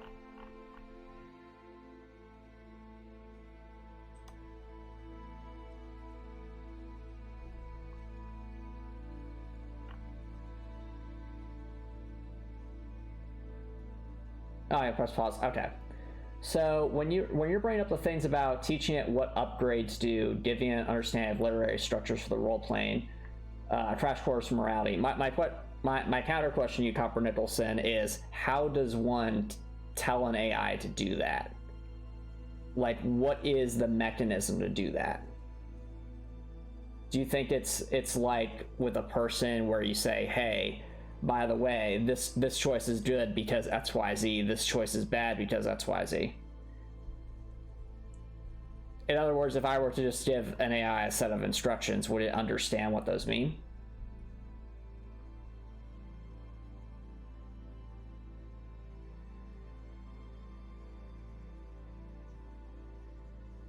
So Copper Nicholson, what ChatGPT does is it's a learning language model that assesses patterns. It's not actually necessarily learning the language. That's why when you use ChatGPT, you sometimes end up with sentences that don't make sense or seem nonsensical. And you're not teaching it how to define morality. You're essentially teaching it to find patterns that talk about morality. That's a very different thing. So an AI is not capable of conceptualizing beyond its own data set. And that is a very important thing to understand.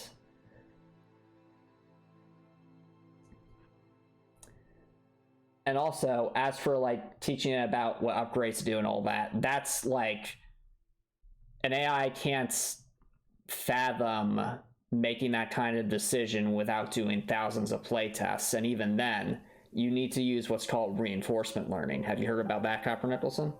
Reinforcement learning?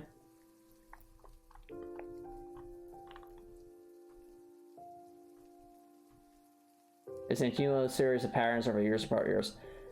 Well, a cumulative series of patterns, it is part of it, but it's not all of it. No, it's reinforcement. So reinforcement learning is basically the reason that AI as an idea can even work. And the idea is in principle is fairly simple. It's what we'll call the carrot on the stick thought process. Basically, with whatever variables you define for your neural network, so your AI, and you're running thousands upon thousands of simulations for the AI to learn stuff, where essentially the AI is trying in random inputs. What you do is you can define at certain nodes in your data sets for specific variables, like what is a range that you want to reward the AI for, and assign some like value for it, like reputation or something. So for example, if we were using an AI that is that's goal is to essentially he walked to the end of a hallway from left to right. So if I were to let's bring up Heartwell for example. So let's say for the sake of argument that I'm making an AI that's trying to go through the tutorial dungeon, all right? So I'm sure you would agree that when you start in this room, you're basically where my cursor is right here. If I were to find a data set for an AI to try and beat this tutorial dungeon, for example, at this particular node, I would essentially wait, like I would assign a weight to the AI that says, hey, if you're standing here at the start of the tutorial dungeon and you go straight up, you're going to be rewarded. The AI is going to be essentially told, good job, you're being rewarded because you are doing quote unquote the right thing, or the thing that I want you to do. So not quite. So here, Copper Nichols, like pathfinding would be creating a predetermined algorithm for this. But what we're defining here, Copper Nicholson, is not necessarily a predetermined algorithm, because the AI has to essentially learn through random trial and failure to get to certain checkpoints or nodes for what you want the AI to do. So in this case, if I were to set up an AI just to get outside this room, well, think about the steps that are involved with that. You first need to get to this lever, you need to press a button to activate lever, and then you need to get to door and walk out door. Now, us as humans doesn't sound too complicated, but for an AI, essentially what you're doing is it's going to essentially try things at random.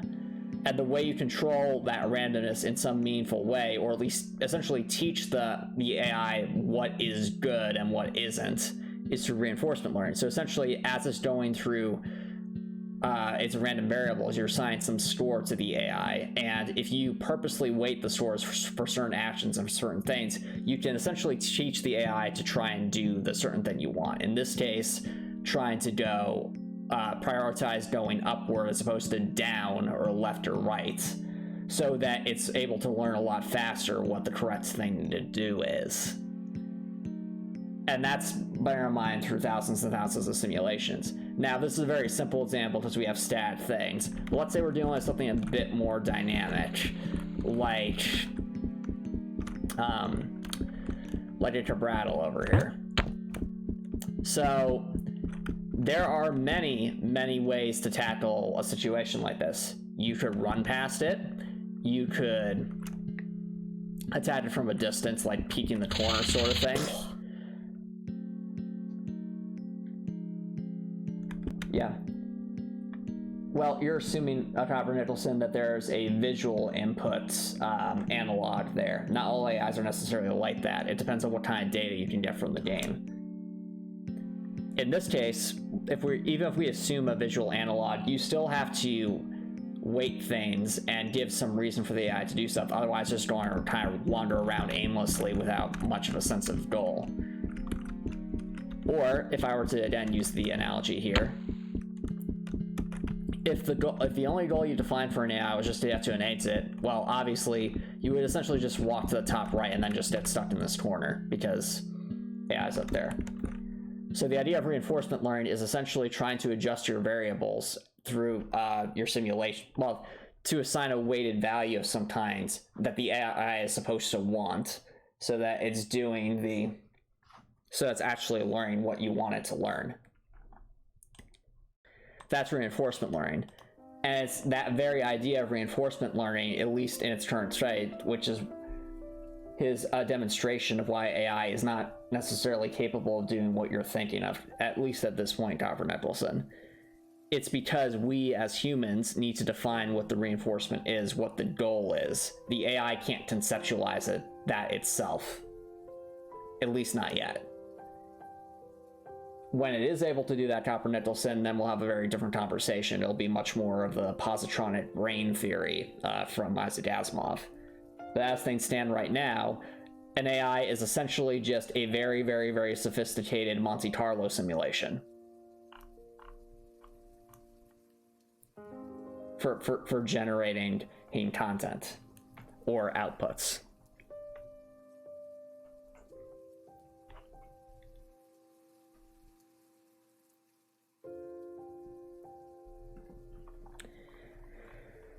All right, so we're on line 772, 774.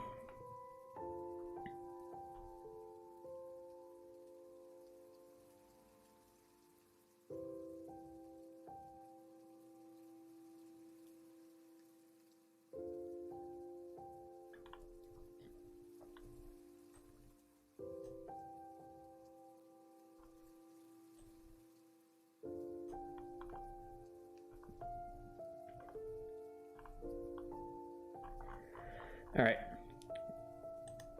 I think I'll just make a note to continue from here next stream. It's getting a bit late.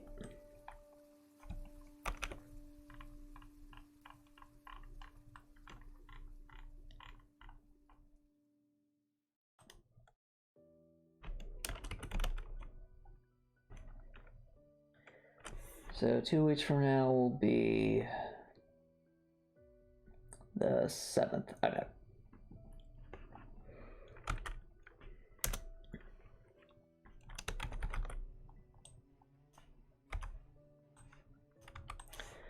Here on the 7th.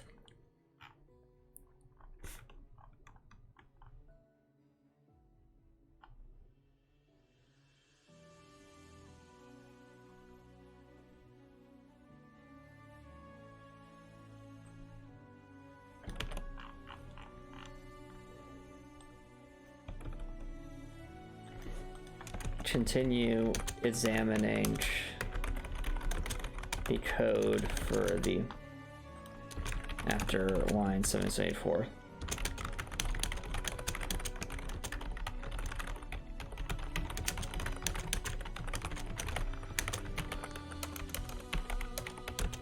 Additionally,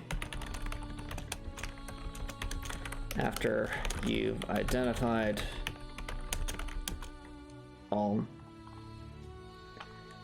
coordinates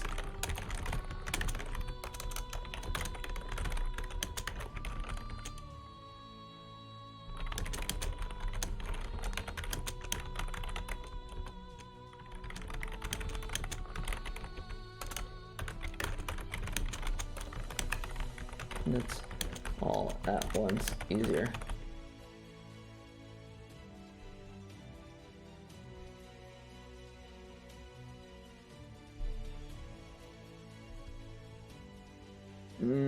I really think you're missing the point here, Copper Nicholson. Your point is you're making an implicit assumption here. Your assumption is that if an AI runs for long enough, it'll start learning for themselves. But what I'm telling you is that's like saying, Copper Nicholson, if I dig long enough with a shovel, eventually I'll be able to get through to bedrock. The problem is the tool wasn't designed to be able to do that in the first place. It doesn't have the capacity to do that yet.